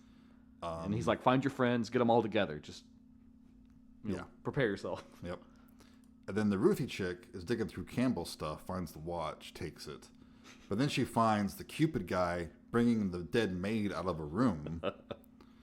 And he's kind of like, "Whoa." And she like hits him with a pool cue, gives chase. She's hiding in a sauna. She finds Campbell dead in there. It's great. And this is my favorite kill that I think would have been better uncut, I'm sure. For sure. Because he throws her through a shower and Yeah. it shatters everywhere. These big jagged pieces, right?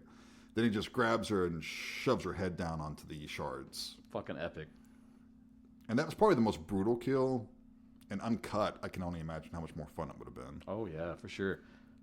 It's also funny because it's like this story from the Cupid killer's perspective would be so funny because, like, multiple times he's doing something and then a rando stumbles into things. Yeah, it's like, what the fuck? Yeah, the Gary with the underwear and stuff. It's like, Jesus, what? And it's never anything normal. It's Gary trying to wear underwear. It's this Ruthie lady stealing shit. So it's like in a violent nature but funny. Yeah. Is what you're wanting. So Dorothy and Kate are worried. Dorothy says her dad has a gun in his study, and Kate just says that's a good way to get us both killed. I don't know. In this case, I might be looking for a gun. You know, Yeah, doesn't hurt, right? And then Kate finds Adam, and Adam has been drinking, and she's all pissed and mad and indignant. Maybe you shouldn't have brought him to a fucking party with booze. This is like the third or fourth event you've brought him to that has nothing but alcohol flowing. Oh, Jesus. A man that admittedly himself has only been sober for a very, very short time. Yes. If that was even true. Yeah. Yeah, well. So then Paige is relaxing in the hot tub. Yep. Proud of her work. And she, of course, is, she's scantily clad. Yeah, of course. And the movie reveals its true purpose. Which was advertising Denise Richards. So someone has left a rose there for her. She's trying to find them.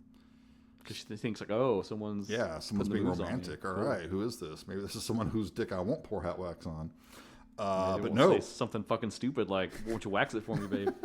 I'm not saying it was a good move, but it's the killer who grabs her, throws her in the hot tub. Yeah, and this is kind of cool. He puts the lid on. He puts the lid on it. It's transparent, so you can see her beneath it, like struggling, trying to get out. Yeah, it's good. But then he gets like an electric drill, and he's like drilling through the cover, and he's like hitting her in a couple of spots, so she's bleeding. This is a very 80s style kill. Yep. And then he just opens it back up and then tosses the drill into it, and it shocks her. This flips a fuse in the house, and the power goes off. Which kind of kills the party. Which I guess could have happened if the pool got if the pool could have caused a surge and had that happen. Because the drill was battery powered, so that wouldn't have happened. And I'm wondering if it was enough to really shock her too. But anyway, I'm being pedantic. Doesn't matter to me, but okay. Sure. Being pedantic. So yeah, everyone kind of bums out now at that point. People are leaving because the power's off. Okay, let's get the fuck out of here. Dorothy tells Kate that Adam could be Jeremy. She's like, how well do you really know Adam? Yeah, and that's when Kate has the line, well, he's no angel, but...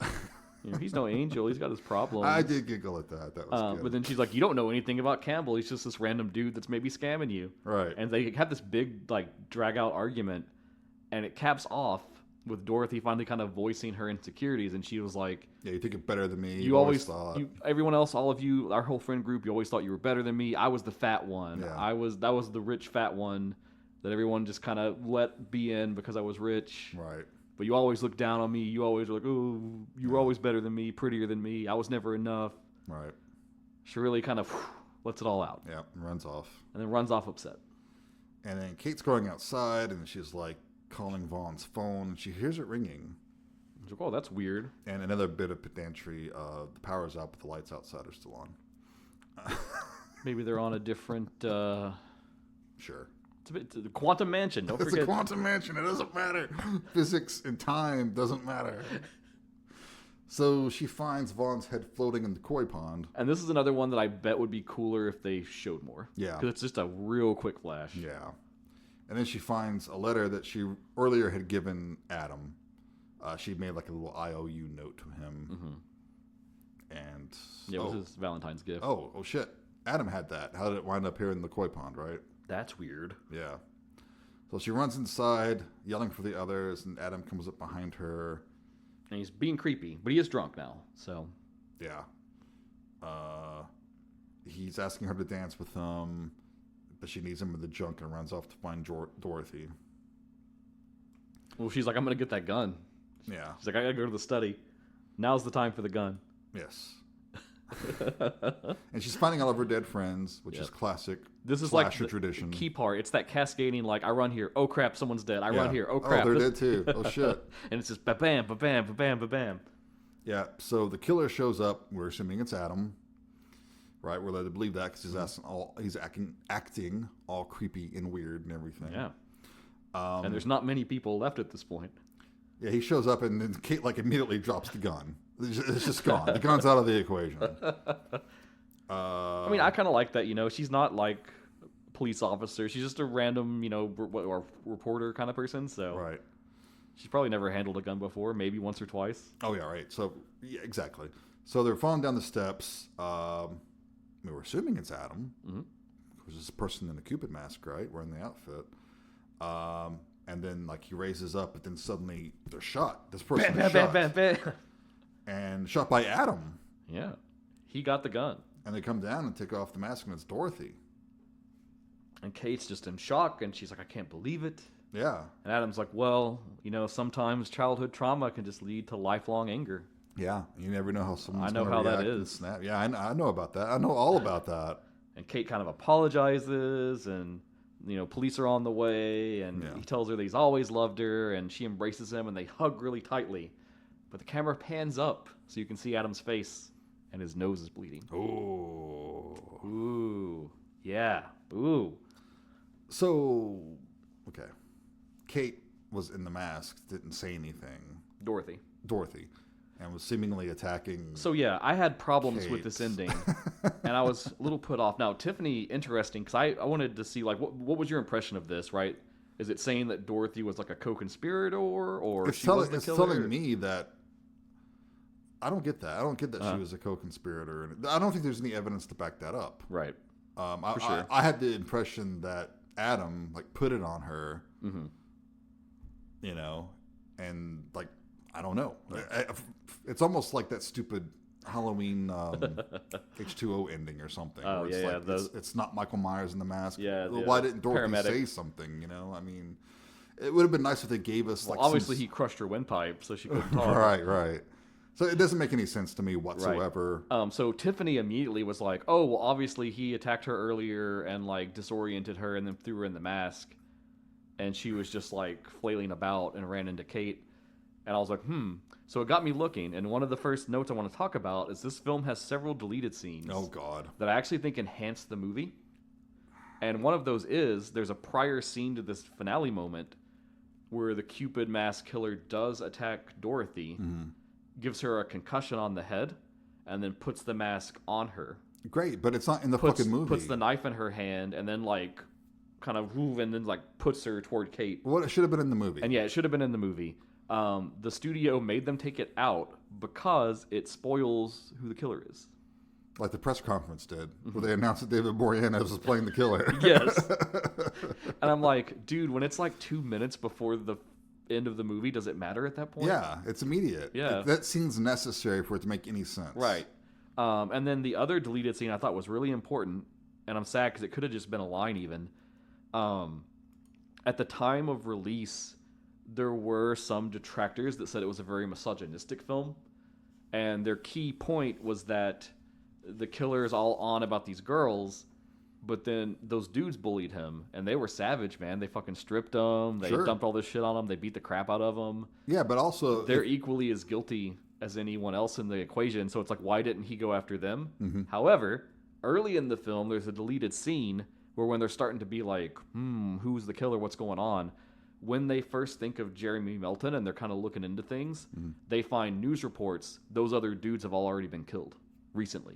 That's like the prequel we didn't see. Right, yeah. So it's like that happened in the ramp up to him going after the girls. Sure, and that would have been nice, but also I don't think that's as necessary because I also don't think it's necessary. Right, but because even a kid who hopefully has some sense of decency, if you find someone attacking a girl and you really think they're attacking that girl, maybe you're a little justified in kicking their ass. You know? Yeah. My problem there though is these are clearly like school bullies. Sure. From the first part you see them. But that didn't stick in my craw. Yeah. That actually never came up while I was watching it. To me. Personally, it was just when I was looking at reviews, it was a thing I kept seeing, and then I found out about that deleted scene, and I was like, "Oh, they're actually wrong." Right? It's just the scene's not in the movie. And that could have been cool, and that actually could have been fodder for a prequel. But anyway, what could have been, eh? All right. Do you have any fun facts, or should I? I mean, you probably get all the same things I do, but there's something I want to talk about real quick. Sure. Because this is sticking in my craw. Oh, okay. So I have seen conflicting reports of the budget of this movie. There is conflicting reports. Now, tell me what you know, what you think. Okay. Let me find it, because I actually put a note in here about it. So there's a reported amount that is out there that you can go and see, and that reported amount is about $29 million. Yes. That if you go on Wikipedia, that's what it says, 29 million. It says that in a lot of sources. If you just Google for an answer, that's what you're going to get. However, some of the people involved in the production say that it was only 10 million. Okay. I call bullshit. You think so? I call bullshit. Denise Richards, man. I mean, how much did that have to pay Number her, one, probably? this should not be a $30 million movie. In the early 2000s, there's no way this should have been $30 million because Urban Legend that Jamie Blanks had made just a couple of years earlier had a budget of $15 million. Even that's a little high, but more reasonable. Final Destination, which is pretty special effects heavy, was $23 million. But if this actually cost $10 million, it made almost $40 million at the box office. It made $36.7 million at the box office. And if this actually was made for only $10 million, we would have gotten a sequel. You think so? Even if it was direct to video, we would have gotten. That's a lot of fucking money for a small That's investment. a good return. And if it was 29, then getting like 36. That's nothing. They lost money. Yeah. Because it doesn't factor in advertising. Yeah. And they paid for a fucking Super Bowl ad. That's not that cheap. The other thing too, with the people that attest that it was 10 million, along with that story is the suggestion that was why it was all shot in Canada, because that helped cut the costs. Everything was shot in Canada. But I mean, that's everything, yeah, right? Everything. So I call bullshit, because there would have been a sequel if it actually made that much money on that low of a budget. I really dug, and I could never find a true answer, so I don't know. It should have been 10 million, because I don't see 30 million on the screen. There may have been some shenanigans or something going on. Shenanigans. They do have a lot of. Well, I guess they weren't really high-profile bands at the time for the soundtrack. No. So I don't know. Yeah. Who knows? Yeah. So that's my biggest take on this. All right. There's no way if it made a profit, it would have been a sequel of some sort. Well, let me power through this. The original script had a very different tone from the book, and it was actually going to be set on a college campus. I'm kind of glad they went past college. That's like too cliche. Yeah. Let's see. They had a lot of like, this person's going to do it, then this person's going to do it. They had an original script, then it got rewritten by Gretchen Berg and Aaron Harberts. Wayne Powers was going to direct, and then he stepped down. So then they started looking for someone else. Apparently in the first rewrite, the killer's identity was going to be Dorothy. And it was going to be like a swoop swerve kind of thing, which is okay. I think that would have been interesting. They were going to have more mythological elements that had to do with things about Valentine's Day and Valentine's mythology. The killer's disguise wasn't a pig mask. It was going to be a pig mask originally, which is weird. Very weird. They did Motel Hell or something. Yeah, I know. They did the Cupid mask change, which I think is absolutely right. Yes. They offered Richard Kelly to direct it, but he turned it down to go do Donnie Darko. Probably the right call. Overrated. Oh, fuck you, Jason. And then eventually it fell to Jamie Blanks. Let's see here. Hetty Buress, we talked about that. She auditioned originally for Dorothy. And they were kind of wanting to get Tara Reid for Dorothy. And then that fell through, and then they ended up with Jessica. But Blanks loved Hetty's audition. And he was like, hey, I can't let you be Dorothy. We've already cast her. I really want you still in the film, though. And apparently the story is that Hetty looked to him, he looked to her, and then she goes, Ruthie? And he's like, yeah, Ruthie. Perfect. She got the best kill, too. She did, yeah. There was other people for Paige. Jessica Caulfield originally auditioned before they got Denise Richards. Originally, they wanted Jennifer Love Hewitt to be Paige. Yeah, I'm glad I didn't go with her. I never liked her. I fucking love Jennifer Love Hewitt. She was adorable. She was very attractive. I don't think she would be right for this character. No. And I think Denise Richards was, in a weird way, perfect for this character. Yeah. Now, that may be just because it basically is her. But, well, she's more intimidating, too. She has more presence, you know. I think so as well. Again, that press conference, they spoiled that Adam was the killer. Everything was shot in Vancouver, British Columbia. They started in July 10th of 2000 and finished in September 8th. Like you said, David Boreanaz, he was only available for 2 weeks. Katherine Heigl only had 3 days to do her scene because she had just committed to the TV show Roswell. Fun bit of sci-fi television. Paige's death scene in the hot tub, that took 4 days to film to get it all done correctly the way it is in the final cut. And apparently Denise Richards' stunt double got injured during one of the cuts. The part where she's thrown into the hot tub initially, she hit right on the hot tub jets. Ouch. And it cut her up a little bit. Oh, no. The original script talks a little bit more backstory on Jeremy. It implies that Jeremy started that fire that killed his parents. Well, that's kind of what I inferred. Yeah. But there's a little, I guess, harder implication in the script. Yeah. It talks more about his domestic life besides the school dance. He was always unhappy. His father was a drunk. His mother abused... God, the poor kid got shit on enough as it is. Mother abused him. Jesus. After he went to that reform school, he kept having problems. He kept getting in trouble with the law. He kept going to different juvenile detention centers. So did he actually get plastic surgery at some point to look like David Boreanaz? It's not mentioned. Because I want to do that. Can I do that? How much money does that cost? This is fun. Katherine Heigl has disowned the film, claiming that she hates it. She attests that she didn't read the whole script before accepting it. She only read her own scenes. Well, that's her problem. She should have read the whole fucking script. In a 2005 magazine interview, she stated that she regretted the decision to appear in the film. And after she saw the final cut, she was embarrassed to be involved. She sure cashed a check, though, didn't she? Oh, yeah, for sure. I do love the mask of the killer, the Cupid mask. Yeah. The director, Jamie Blanks, talked about that a little bit. He said it was the result of a process that I have termed mascovation. He said the inspiration was from a book on a famed painter, Sandro Botticelli. He did a lot of like cherubs and like that Cupid-y face kind of thing. Right. And so he went to K&B Effects Group and asked them to make a mask based on that art. Of course it's K&B. He said that the mask had an almost canvas-like texture, and that if you watch it on Blu-ray and high def, you can actually see that a little more in the film. The script originally just said a Cupid mask, and it was, I guess, more like what we see in the intro. Yeah. And then he pushed it to be the whole full head mask that it was at the end. Cool. Which is great, because I think it's a cool look. Blanks wanted to bring in cinematographer Rick Boda, who he worked with on Urban Legend, but the timing didn't work. They were on other projects at the time, couldn't get involved. I'm sorry, I read that wrong. When Jamie Blanks made Urban Legend, he had wanted to work with cinematographer Rick Boda, but at the time he was busy with other projects, so he asked him back for this film. And a funny coincidence, when he told the studio he wanted Boda, they said that Boda had been in talks with them and he was pitching himself to direct it. Oh. Ooh. So Blanks had a meeting with him and he was like, hey, let me direct it. You do the cinematography.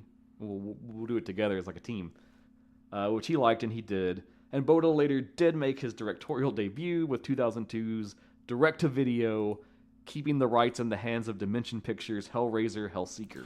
Ooh. Which, if you don't know, that's the one where they bring back Kirsty. Yeah, that's actually the only sequel beyond Bloodlines I ever saw. I kind of like that one. I had a strange viewing experience. It's decidedly okay, is what I'll say. My experience is tainted by the conditions they're in. Fair enough. There's a funny thing with some of the outdoor scenes they shot. The director said that they had like an asshole that kept showing up near set, and he would like just lay on a car horn the whole time. Okay, they were trying to shoot scenes. That's nice. And it got so bad and it kept happening that eventually he sent a production assistant to the dude and paid him to leave. Wow. They're like really like, here, maybe that's the $30 million. Jesus Christ. Pay off I'm going to start honking my horn around fucking film shoots from now on. I thought that was hilarious. Let's see. Blanks wanted to cast Rebecca Gayheart as one of the leading ladies. Oh, yeah. And that was because she was in Urban Legend, and he really liked her performance there. I always thought she was really hot, too. She was. But she turned it down. And it was because she didn't want to be typecast into being a horror movie actress. What's her problem? She wanted to be more than just a scream queen. Boo. Which is funny because, let's see, it would be 4 years later, she starred in Santa's Sleigh, the very cheesy horror film where Goldberg is Santa and goes on a killing rampage. Mm-hmm. Yeah. Yep. If you're, we've said it time and time again, if you're in horror and you've done a few good horror movies, you're always going to be remembered. You're always going to have an audience. Oh, yeah. Forever. That was what Vincent Price always said. They're like, why do you do all these like low-budget horror films? And he was like, because kids love them. Yeah. And those kids will love it, and they will grow up loving it. And then they will share it with their children, Yep. and I will live forever. Yep. And you will, sir. That's right. Again, the cut down for Columbine, we talked about that already. Jessica Caulfield, she got injured too in her death scene. Whenever she was being shot with the arrows, they had her in a bulletproof vest, and it was like dummy arrows basically, so they would just like hit it and bounce off. They still hit really fucking hard, and each one like knocked the wind out of her. Oh, wow. And she got a bunch of bruises I guess that's why it looked so good. Yeah. Let's see what else. Musical scores by Don Davis. Wanted to mention that, but then the soundtrack though. Holy shit, the soundtrack. We've got It's early 2000s. Linkin Park, Disturbed, Static X, Rob Zombie, Marilyn Manson, Orgy, and a number of other great nu metal artists of the time. And the crazy thing is, the soundtrack was made fun of on a SNL skit. That's hilarious. They made a joke about the fact that it featured many bands with weird names that audiences won't recognize. Which is funny now because most of those are like really big bands nowadays. Oh my god, Rick Boda did Hellraiser Deader and Hellworld too. Oh, those are some pretty rough ones, man. Oof. Deader is actually like a totally different film, and then they made them write in the Cenobites. Yeah. It's funny. Though the score I thought was unmemorable, there is a leitmotif, which I thought was cool. There's a few discordant piano notes, and they kind of hit really high in the register of the audio and the music, and it's anytime Jeremy is mentioned or comes up. Oh, okay. I had to go back Yeah, I didn't catch that. and look for it after I found that note. It is there, and it's kind of cool, but you mostly hear it in the opening. That's the clearest, and then it plays when they get their Valentines. It plays when Dorothy reveals that she lied about Jeremy. So it's there. It shows up whenever Paige finds the rose by the hot tub, and then it plays at the ending whenever you see Adam start to nosebleed. Okay. This is a hilarious thing. To promote the film, Warner Brothers had a website where you could go and send a digital Valentine to your friend by email. Early 2000s. Nice. Love it. Wow. Hilarious. Let's see. Home media releases. It got a standard DVD and VHS release from Warner Home Video shortly after its theatrical run. Well, I put this up on the video store shelf many a time. Oh, did you? Oh, yeah. Yeah. Modern day, it got a Scream Factory release in 2019. It's got a new 2K scan. It's got deleted scenes. Those deleted scenes are in there, but not all the extra gore that we want. Okay. Are the deleted scenes in the movie itself or just as an extra? Extras. Yeah. The uncut version with everything is lost to the world. Yeah. Sad times. See, I would like to see a completely uncut version. I would. I think for me, it would like bump it a half to a full star higher than what I put it at. So this is a whole nut I want to get into. In 2002, Fangoria does their yearly Chainsaw Awards. Sure. And it always, focuses on the prior year. So the 2002 was about the films of 2001, and this movie won Worst Film. Okay. Would you agree? I don't like it. Okay. But would you agree? I got to think of what came out in 2001. Well, I've already done some thinking for you. Oh, thank you. Thank you. Here were its competitors in the category. It was up against Hannibal. Okay. Which I think is fucking abysmal. I hate that film. It wasn't great. I grant you that. The Mummy Returns, which granted I will give you is a fun sequel. That doesn't bother me. Right. But it's a weak film, and goddamn the CGI of the Scorpion King. Oh, it's you could fail it just for that, and I would understand. Yeah. And then 13 Ghosts, which I know a lot of people hate. I kind of have a soft spot for it, but I can understand it being on the list. Yeah, I'm not a fan of 13 Ghosts either. So here's some other 2001 films that I personally thought could be in this running. Okay. The first one is controversial, but Jeepers Creepers.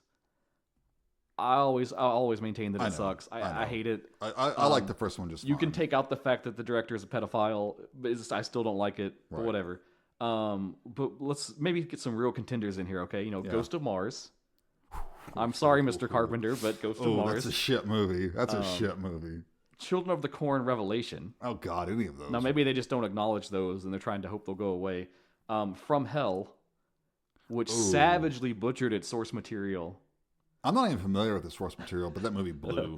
And also 2001 was when the first fucking Mulva film came out. The what? Mulva.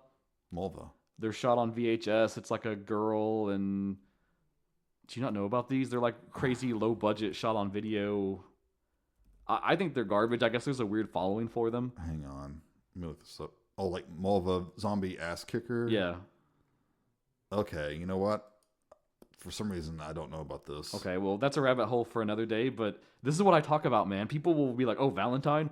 Oh, it's the worst film of that year. It's so shitty. But then there's like people that literally put out a film that was shot on like VHS camcorders with no audio direction, no sense of editing or storytelling or anything or acting. Yeah, I mean, I see your point. I see your point, and I concede it to a degree.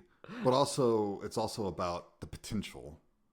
Because if they really did have 30 million, and this is what they did with it, I mean, that's pretty disappointing. But am I going to say this is worse than Ghost of Mars?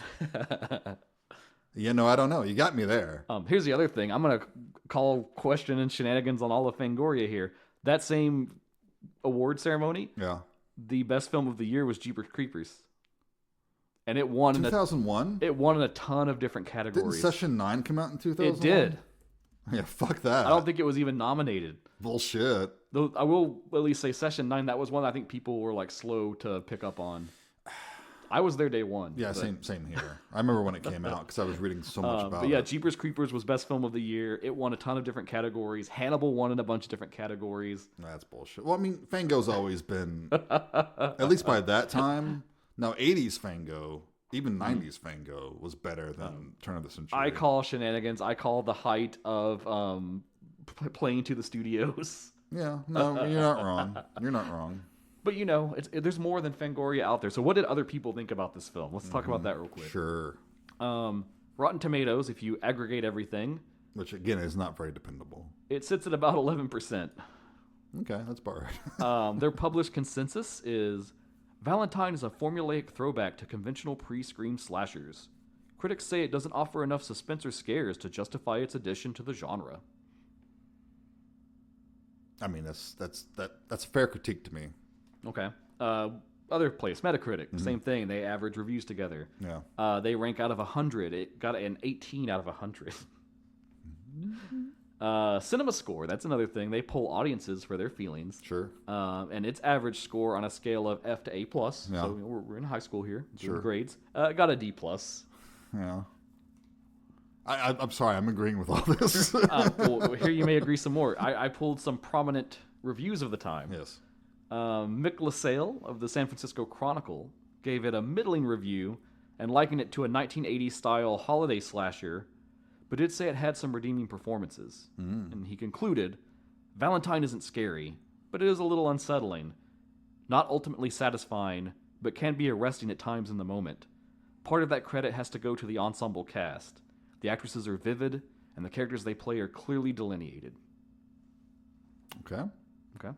Some faint praise, I guess. Speaking of Fango, Mike Gingold, the big dog of Fangoria, he felt that the film was undistinguished among other slashers. He said the screenplay was severely underwritten, or perhaps overwritten, since it has so many scripters on it, and that the director, though talented, is hard-pressed to bring much out of the script in way of having any emotional investment in any of the deaths or goings-ons. Yeah. I agree. Okay. John Hazelton of Screen Daily gave it a more favorable review, and this was in the time, and said, what makes Valentine stand out to me, though, is the way it spreads suspicion from the obvious suspect to every other male in the movie. Gradually, the women's relationships are polluted by fear, leading to a nicely staged climax that leaves the slasher's identity wide open.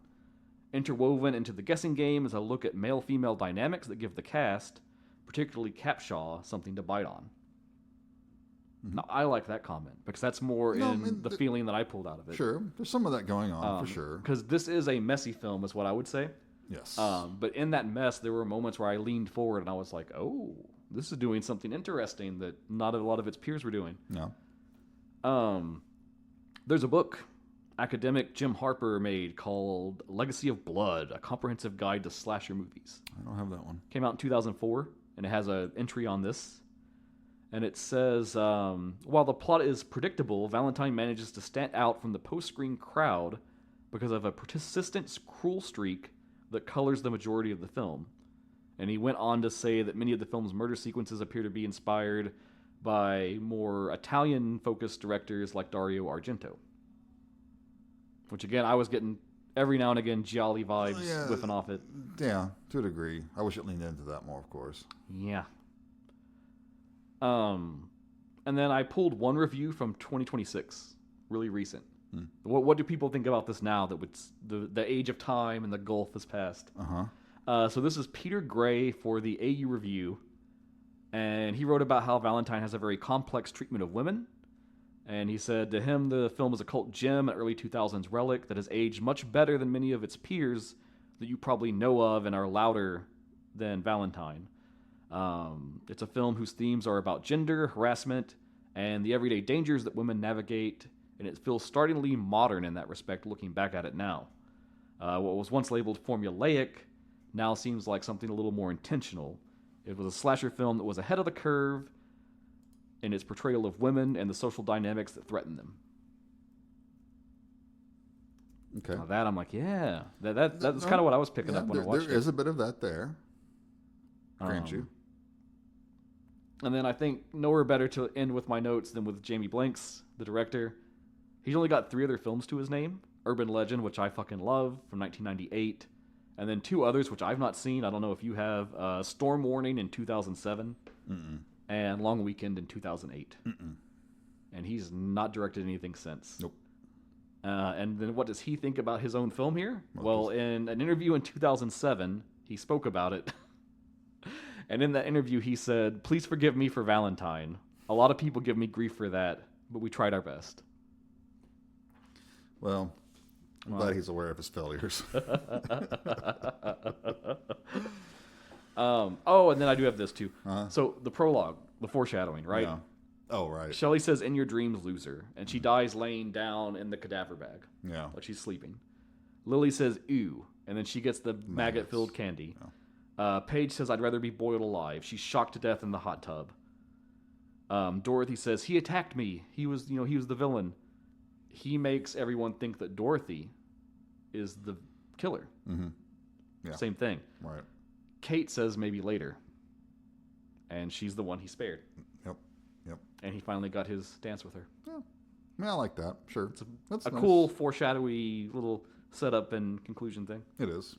Now, what did you think about this in your hearts of hearts?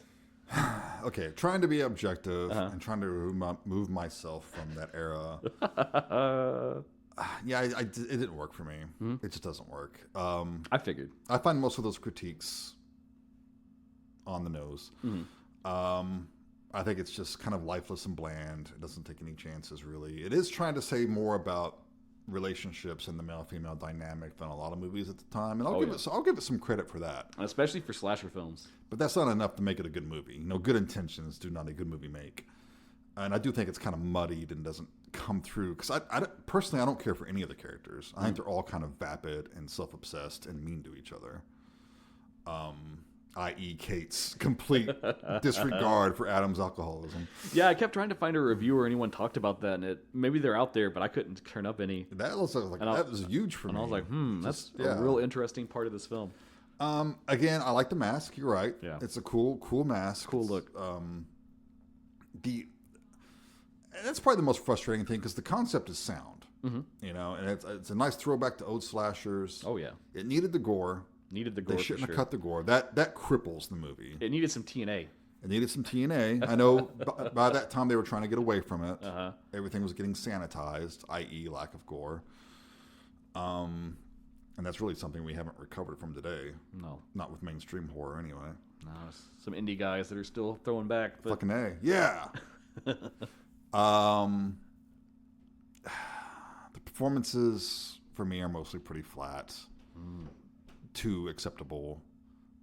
David Boreanaz is the highlight for me. Oh, he crushes it. I wish he got to do more in it. He's such a great magnetic lead, and he could do comedy too. And I wish they kind of let him be a little bit more funnier. He has a couple of moments where he's charming and funny or whatever, but the guy could be hilarious. Yeah, I don't know what to say about this movie. To me, it's just so bland. And I've used this insult before, and I'm going to use it again. Uh-oh. But it is very much like baby's first horror movie. If you're like a 13-year-old, you've never seen a horror flick before, this would probably work for you. Yeah, I think that's actually a fair thing to say. And you got to start somewhere, right? But I think there are better somewheres to start than this. It just... Yeah, the kills aren't great enough. They could have been if they were uncut, perhaps. The plot is derivative. There's nothing here that I think is interesting. At the bottom. So we're saying that My Bloody Valentine is still and forever the reigning champion of Oh, fucking A, we are. Valentine slashers. I recently rewatched that on a gorgeous 4K, by the way. It looks great. Great transfer. The blacks are just so deep. And loved it. And the restored footage, the cut footage with the gore, looks great. They even upgraded that. It's fantastic. It is better than it's ever been. I love that movie. It's untouchable. Not to derail us further, but what do you think about the remake? I think it's trash. Okay. I was just curious. Yeah, it's trash. It's not great at all. Agreed. All that said, though, what's your star rating for this one? Where are we falling down? Dude, I really did not enjoy this movie. Mm-hmm. I gotta admit. Dang. I'm gonna start 1.5. Ooh. Okay. And a lot of that's due to David Boreanaz being in it. Mm. But yeah, I didn't. Damn. Yeah, okay. I didn't enjoy this at all. I didn't feel for it. And again, I think another issue is the fact that I'm so steeped in slasher movies. It may be even unfair for me to watch a movie like this and then try to judge it because it's not going to do anything for me. You know, it's just, to me, it's just way too much of a copy of a copy of a copy without being original enough or bringing the gore or anything else, any other exploitation elements that I would like to make it interesting. So that's where I'm at. Okay, well. How about you, Here's what I'll say. As you're about to find out, I disagree. Yes. But I still think that your opinion is very valid. Well, thank you. I think that in the scheme of the world, probably critically, more people are going to agree with what you had just said than what I'm about to say, which is that overall, I like this film way more than I expected to going in. I thought this was going to be trash. I was ready for another Sorority Row, especially because if you look on Letterboxd, they have that little like algorithm feature that's like, if you like this film, maybe check out these. Yeah. And Sorority Row was like, I'm going to say number 3 or 4 in the list. And so I was like, oh no. Because it was like Scream, Urban Legend, Prom Night, and then Sorority Row. And I was like, yeesh. But that said, you look at the poster, you look at the trailer, you think you're getting a Scream copycat, I Know What You Did Last Summer, that kind of thing. Mm-hmm. So it really took me off guard that then it was more of an 80s style slasher than that slickness of the Scream thing. I was surprised by like the Gialli, Argento-y vibes that were thrown in there. You got this inciting background incident of some kind of trauma, and then that leads to this mass killer in the modern day, and you got the whodunit thing going on. That vibe is very strong in that art gallery scene with the video maze. That whole part is like ridiculously indulgent and lush visually, and the colors and the sound design there and everything is just insane. Probably the best scene in the film to me. And then, like you said, that kill with the arrows is like one of the best kills by far. Yeah. I kind of fall more with the modern reappraisals on the film. I think it has a lot of neat ideas that it's throwing around beyond just being a holiday slasher. That the core cast of main ladies are each pretty diverse. They are each a cliche, but they're very like defined cliches. There's not a lot of like overlap between them. I like that the suspicion gets cast on the men in their lives, and that each one in some way has a dysfunctional relationship with a man that are also each unique and different. It's like Adam's got his alcoholism, and that clearly some kind of like anger that's tied into that, and that's a whole thing. And then like Dorothy has these insecurities about herself, and then like her father's not really there for her, and the only other man in her life is this dude that's trying to exploit her. So I thought that was a lot of real cool like elements that are being thrown in the pot. And yeah, maybe they don't pull all of those to the end to something like satisfying, I think for sure. But it's cool to see people playing with that, especially in 2001, I think. I think that Paige is super interesting as a character because, again, like I said, you think that she's going to be the slutty one. But then she's like surprisingly independent, surprisingly take charge. I love that she fucking poured the wax on the dude. I think that's amazing. Fuck him. I wish those deleted scenes were in there because I think the ending's a little bit too muddied without having knowledge that Dorothy is set up. Even if you could have done it in a way where like you didn't show Adam's face, maybe like in the mask he attacks her, he knocks her out. Then it's like maybe like behind over the shoulder and he takes the mask off and you don't see the face at least or something. There was a way you could make it work, I'm sure, if you tried. And maybe it would have taken $10 million more or something. I don't know. They seem to be throwing around a lot on this one. But there are plenty of problems. There's a lot of bad acting here or there. Most of the core cast I found pretty passable, but there's definitely some side characters that are like, ooh, that's weird delivery. Again, I think it's the script more than the actors or the direction. Like, really awkward shit. The use of names constantly back and forth is just really, really weird. The suits being involved, cutting down the kills, that would have really helped the film a ton. Again, like you, I think there should have been some TNA thrown in there. That was not vogue in the time. We do get some cool outfits. We get Denise Richards in a bikini and a hot tub, which is fun. But sure, I'm not gonna argue with that. A score is not very memorable. I didn't even notice that leitmotif, and that's usually a thing that I love. The soundtrack I think is fucking killer, and I think it's wild that they made fun of it in the time. I love Dorothy's Quantum Mansion. I'm making that a thing. Hashtag Quantum Mansion. I just love that they didn't even try to make it logically make sense. It was like, what's this room? Oh, there's like leopard print stuff, and there's a fake jungle on the side. I don't know. Whatever. Nice. So all in all, I think this is a enjoyable but severely flawed holiday slasher. I think it's a good starter slasher if you don't know where to begin. Mm-hmm. Only because, and I'll say I think it is good because you can go to higher places from here. But it's not so low that you're going to watch it and be like, well, that fucking sucked. It will turn you off the genre or something. It won't turn you off, but then you can like go to greater heights. And I think that's a useful thing to be, even if it doesn't make you a great film. So I fall at a solid 3 stars. Okay. I had a lot of fun with it. All right. And I think with those uncut kills, I could maybe go to 3.5. I mean, I would like to see an uncut version. Definitely. Apparently that's never going to happen. So, and this is we're going to wrap up on our favorite punching bag. And I'm sorry for that, but I was looking at my letterbox, and when I gave this 3 stars, I was like, what other slashers have I given 3 stars to? Uh-oh. And I have the pro letterbox, so I can do all that data with my diary. I gave Muck 3 stars. You did. I remember. And I thought you were insane. So then I'm like sitting there and I'm holding them up in my hands, Valentine over here and Muck over here. And I was like, dude, there's no fucking way. So I went back and dropped Muck to 2 stars. Okay, well, I'm glad you've come to your senses somewhat on Muck. I still think Muck had the nudity that Valentine needed. As bad as it is, there were redeeming things I still like about Muck. But yeah, I just thought that you would find that was funny. That is funny. Thank you for telling me. I feel a little bit better about our friendship now. Oh, man. Well, it was a fun ride, but it's over. Now where are we going, Jason? Okay, so I have actually changed my mind mid podcast of what I was going to offer for the next outing, because I've been going back and forth. I've been going through some kind of heavy things, like going back to the 70s or 80s, maybe a little grungy and dirty, but no. Well, I'm going back to the 80s. Of course The best decade for movies, period. But this is a movie I've always really, really enjoyed.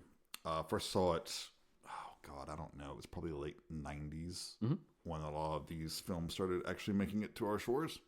And I see that they're streaming on Shudder now, so they're easily attainable. Heck yeah. Any self-respecting horror fan should have a subscription to Shudder. We're not endorsed. We don't get any money from Shudder, but I mean, $5, come on. And Screambox, which our last one, New Fear's Eve, is on. That one's really cheap too. Yeah, it's $5. Yeah. You could cancel something like, as we joked about off air earlier, Paramount Plus. What the fuck is Netflix up to? Like $30 now? Yeah. And for that same price, you could get, Shudder, Screambox, the found footage one. You could get all of those. Yeah, right, exactly. And have a plethora of horror at your fingertips. Better shit than what's on Paramount, I'll tell you that. And for anything else, there's Tubi. Yeah, right. Which I watch Valentine on Tubi. Plex is good too. Yeah. Okay, so with that big preamble, we're going to go with 1987, A Chinese Ghost Story. Oh, okay. I have not seen this. I've always wanted to. I know it recently got a good Blu-ray release. Yep. I'm sure that's probably what's on Shudder. Directed by Si Tung Ching. Stars the great Leslie Chung. Wu Ma is in it. He's in a lot of Jackie Chan movies. And the beautiful, fantastic Joey Wang. I'm sorry, Joey Wong. Cool. Yes. Oh, the synopsis sounds fun. I shall read the synopsis to you. Yeah. A debt collector has no other choice than to spend the night in a haunted temple where he encounters a female ghost, Joey Wong, whom he falls in love with. To save her soul, he must work with a monk to defeat the tree demon who owns her spirit. Okay, well, I'm into this already. I thought you would be. That's an amazing pitch. And it's also produced by Troy Hark, so cool. Who worked with and John hey, Liu. if you don't have Shudder, which you should, but if you don't, it's also on Tubi apparently. Yeah. So. And this used to be one of those movies that was a bitch to find. But it isn't now because there is I just saw the other day there's like a good Blu-ray out of it. Yeah. Released by someone, I don't know. We'll talk about it next time. How about that? We'll talk all about it next time. Oh shit, Scream Factory actually. Damn. Nice. Yeah, they put out good stuff now. I love it. I love that they finally moved to be like, oh, we need to get all these Hong Kong films. Yeah, hell yeah, they do. Please. So look forward to that. Cool. I am. I'm excited. Yes. Maybe it'll get me back into some more of my Shaw Brothers stuff because I slowed down again on that. Yeah, well, there's a ton of it. Yeah, it's a lot. Gotta take a break. So thanks for tuning in. You know, if you've seen Valentine, if you have strong feelings about it, positive or negative, write in. Let us know what you think. Garbage that should be forgotten or flawed classic with some cool ideas. I don't know. Garbage. Let us know what you think. And you can always send us movies you think we should check out, that you think are cool, that you think are interesting. If you're an indie director and you've got your own film and you want more people talking about it, throw it our way. We'll talk about it. Why not? We'll give you more than 800 words thrown on a website. Why not? Damn right we will. But you can hit us up on Facebook, on Instagram, on Twitter. You can email us at genreexposure@gmail.com. But otherwise, you have been listening to Genre Exposure. Bye, everyone. Take care.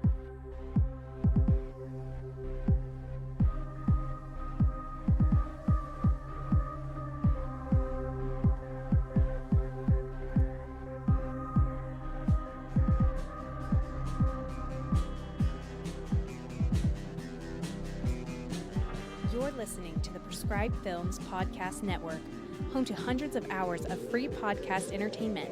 The shows on this network all have a common goal, providing you with the best discussions about movies and other forms of entertainment media. The PFPN hopes to fill your earholes with audio joy.